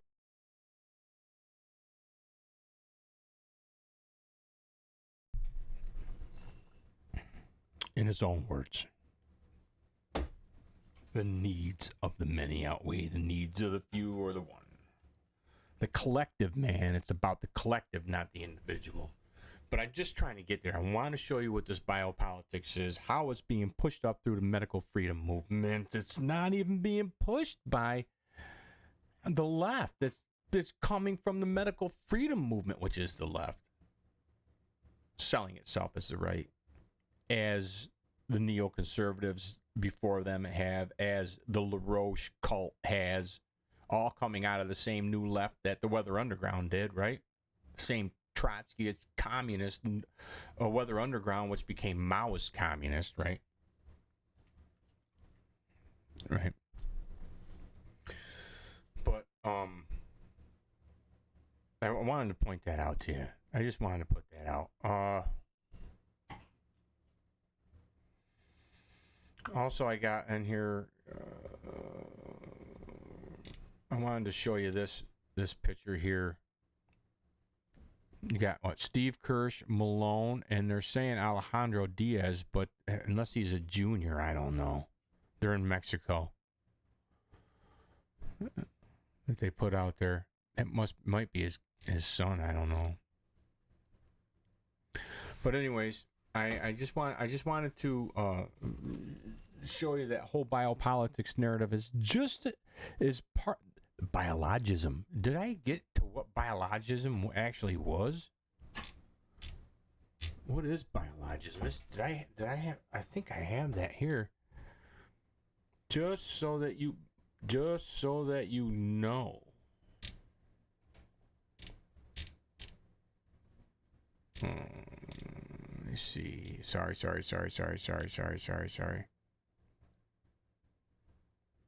What is biologism?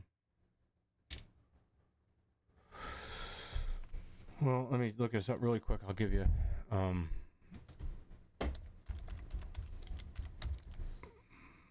biologism. An interpretation of human life from a strictly biological viewpoint. So, in other words, biologism, we have to get rid of the biologism, right? And go for the social aspect being rolled into it as well. We have to get away from the biologism. The need to transcend biologism. Gotta get away from the biology, dude. Biology is the way, Dr. Jonathan Cooey. The need to transcend biologism, according to what biopolitics are, and Dr. Alejandro Diaz Malone put up there to speak against, to speak on, right? But anyways, you've got the need for more public-private partnerships narrative, which you saw in the whole R&D thing and everything, every aspect of the COVID-19 thing, from warp speed all the way down through. It's public-private partnership, public-private partnership, public-private partnership. The fascism of public-private partnerships, right? We're supposed to be fighting against that collectivism, but no, these medical freedom doctors come out, and scientists and lawyers, and all they want to do is advocate for the collectivism of human rights. Here. Sorry, I'm trying to find her a little freaking piece of food here. All they want to do is advocate for the human rights, right? You want to come up and say hi? Come here. Try to get her to come up and say hi, but she don't. She's being, she's pissy right now. The need for centralized public health, social contract narrative, the pushing social contract narrative. Remember all the need that I didn't even put in here. The need for the psychological manipulation and the CDC. I did a whole show on the psychological manipulation that they did. The CDC and FDA putting out step-by-step instructions on how to psychologically manipulate the masses into vaccine uptake, and to how to they're sending these step-by-step instructions to doctors who, as our most trusted source, are being told and taught in step-by-step instructions on how to leverage that trust that we had for them as our most trusted source for maximum vaccine uptake as their most important number one job. It wasn't our health, didn't have anything to do with our health. Their number one priority job was for maximum vaccine uptake. Right? And yeah.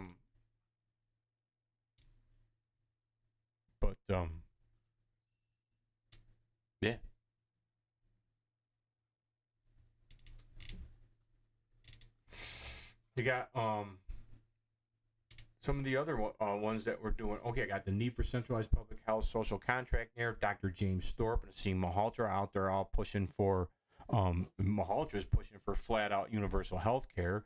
Dr. James Thorpe is full-blown communistic, straight out of Communist Manifesto doctrine.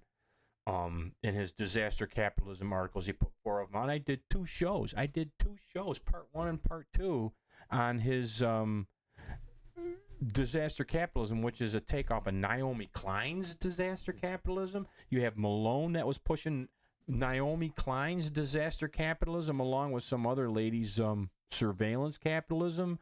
You've got Malhotra pushing his psychopathic capitalism in his push for universal health care. This is our medical freedom movement. You've got Shiva pushing for that collectivism. Children's health defense, profit before people. And Mary Holland, she's a human rights advocate, international human rights advocate, pushing human rights, fighting for our liberty, freedom, and medical freedom based on the international world socialism of the United Nations world human rights.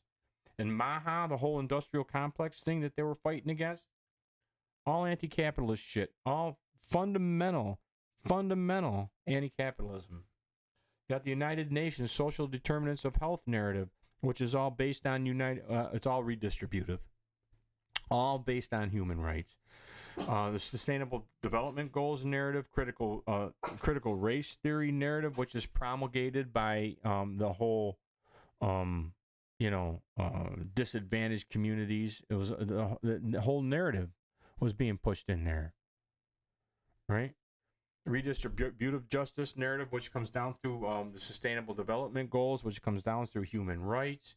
Because if you have a right to housing, you have a right, just like in prison, you have a right to housing, you have a right to health care, you have a right to A recreation, that's an enumerated human right.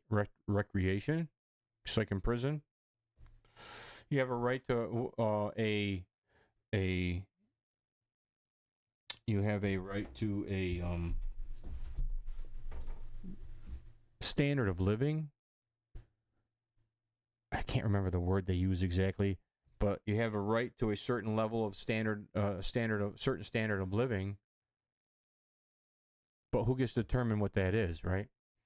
The need for human rights narrative, which is all redistributive justice again, positive rights that government has to provide you for all these things. The need for Agenda 2030 and 2050 agenda, which is all rolled into the same thing. All push for the need for centralized global governance narrative, which is the same thing as One Health, which is all based on the zootonic jump shit, which is all being fed by the whole it's being fed by the whole novel virus shit that nobody in the medical freedom movement is pushing back on. You got the whole opioid dose it isn't even being considered in this, unless of course it's being used as being considered for one to blame it on individualism. It's being used as a by J.D. Vance in that show I did last time, being used to push the nationalism, because it the whole opioid epidemic represents individual choice in the autonomous individual choice that nationalism wants to step on. So they use that as an example of that. Also, they use it for they're pushing some kind of high-speed internet so that they can have centralized e-medicine on the internet. That's what they used it for. They put it out there. Population pyramid, again, we went over that already. What percentage of baby boomer COVID deaths were at or above life expectancy? Again, I went over adults 65 or older, even though they accounted for 16% of the U.S. population, 80% of the COVID deaths. Older adults made up 90% of U.S. COVID deaths in 2023. This was in 2020, I think. But then it was in 2023, it was still 90% of U.S. COVID deaths were over 65 or older. I don't know what age group, but they said older. Transfection versus vaccine. That's the other thing that comes in here. This whole narrative about this whole freaking vaccine being a new technology, right? Well, if it's an age-old freaking transfection, which Dr. Jonathan Cooey says it is, I don't see anybody saying that it's not a transfection. Where's the science? Where's all these people saying it's not, absolutely not a transfection? I haven't heard anybody. But that's the whole problem with this. Is an mRNA jab is a transfection is an old unpatentable technology, where if Malone and all these other guys that are pushing this thing as a novel mRNA technology, then they can patent that technology, and whoever has a patent on any of that technology, then can say it's a novel thing that they can make money on. You see, if it's an age-old transfection, it's not only dangerous, where they've been injecting this shit into mice and they have to kill them. They have to be killed once they get transfected. But now they're getting transfected with a transfection here. They're putting it into people. So not only is it potentially dangerous, if it is what Dr. Jonathan Cooey is saying it is, I haven't got any reason to doubt him. Makes perfect sense to me. Oh my, right? But where's the arguments coming out of the medical freedom movement saying that he's freaking wrong? There's nobody doing it. They're just ignoring him, saying he's crazy, he's a nut job, putting pictures of a gun to his head. You know? Him and Mark Kulak, that's the best that they can come up with. Kevin McCarran, that's the best that they can come up with. You know? So, there's that whole argument. The pulse ox therapy. I did a whole show on the toxicity of oxygen, and to wrap it up, there's this from Dr. Jonathan Cooey at 119. I wanted to show you this.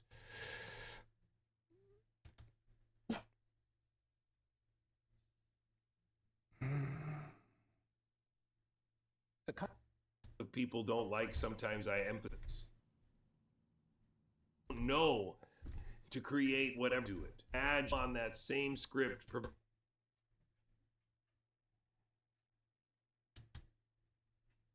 That's it. That's what I was looking for. This is a slide where he lists these things. The mystery virus equals excess deaths. He's got, and these are the things that, there's fear, uncertainty, doubt, confusion, do not resuscitate orders. That was all part of the thing. Like I said, that happened to my freaking uncle. Supplementary oxygen. I did a whole show on that too. Dr. Jonathan Cooey's got a whole slew of biology-based things. I did my own research into it and found my own articles and stuff that I put out on my show. Mark Kulak is also doing it at Housatonic, right? The ventilators. The ventilators, not only did the oxygen, was it some of them ventilators, most people were put on ventilators. I've seen some studies where people were like 90+% of the people that were put on them died. Lack of antibiotic use. Yeah, they're sending people home with that no treatment protocol. They're sending people home. Listen, 2 more seconds, P. 2 more seconds. They're sending people home with no treatment. They're sending people home with no treatment. They're getting sick. They're catching, all kinds of stuff that they could use, and not giving them any antibiotics. Nothing. They're getting nothing. To the point where people are getting sick with whatever they're getting sick with, possibly potentially pneumonia, and even if they tested positive for COVID, that means they don't get treated for nothing else, especially early on. When they were adding up, when they were starting to pile up the excess deaths from COVID, right? All this whole thing with 20 what is it? If you can go on that show, the oxygen toxicity, and there's other one I did with the sepsis connection, the population pyramid, the excess deaths, and the sepsis connection. Pete, you're gonna have to wait 2 seconds. You're gonna wait 2 seconds. He's yelling at me, man. The boss is spoken, right? The whole 28%. You can look this up on here and check my numbers. At least 28% of the people that were coming back into the hospital with COVID had sepsis. Had freaking sepsis.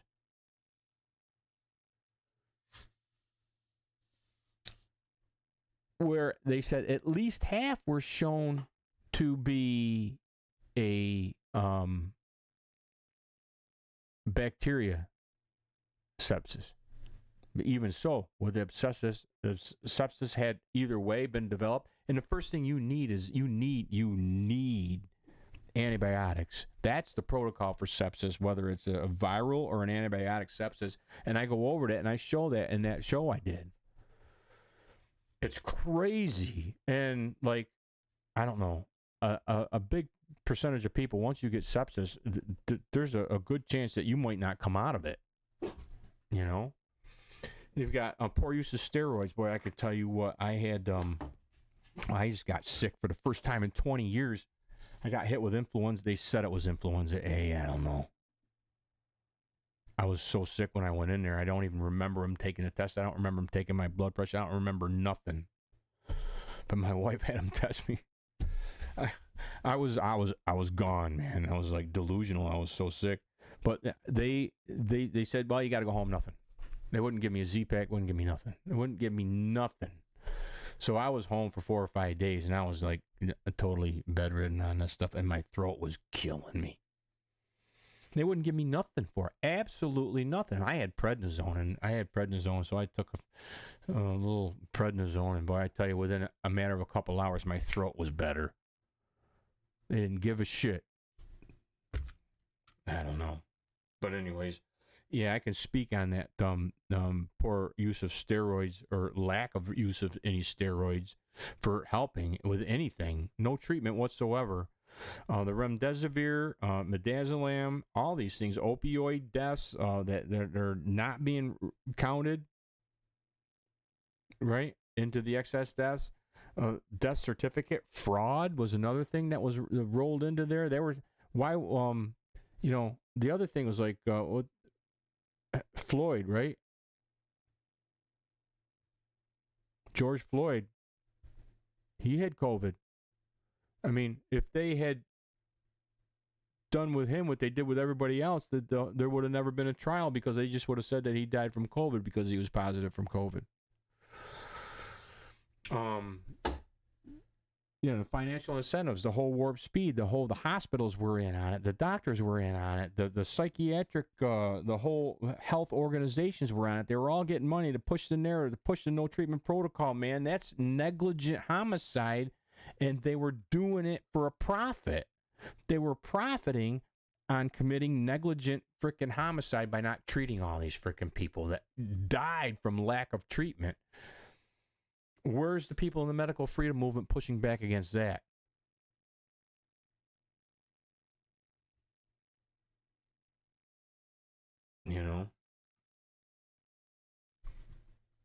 That are calling that out.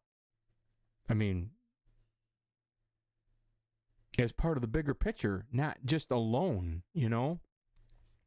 The face mask mandates, the whole contract tracing, the all that shit, right? But they're pushing for human rights. They're pushing for human rights, and you don't have an individual human right to not wear a mask, because it's a collective right that sees from the collectivist doctrine, from the world socialist doctrine of human rights.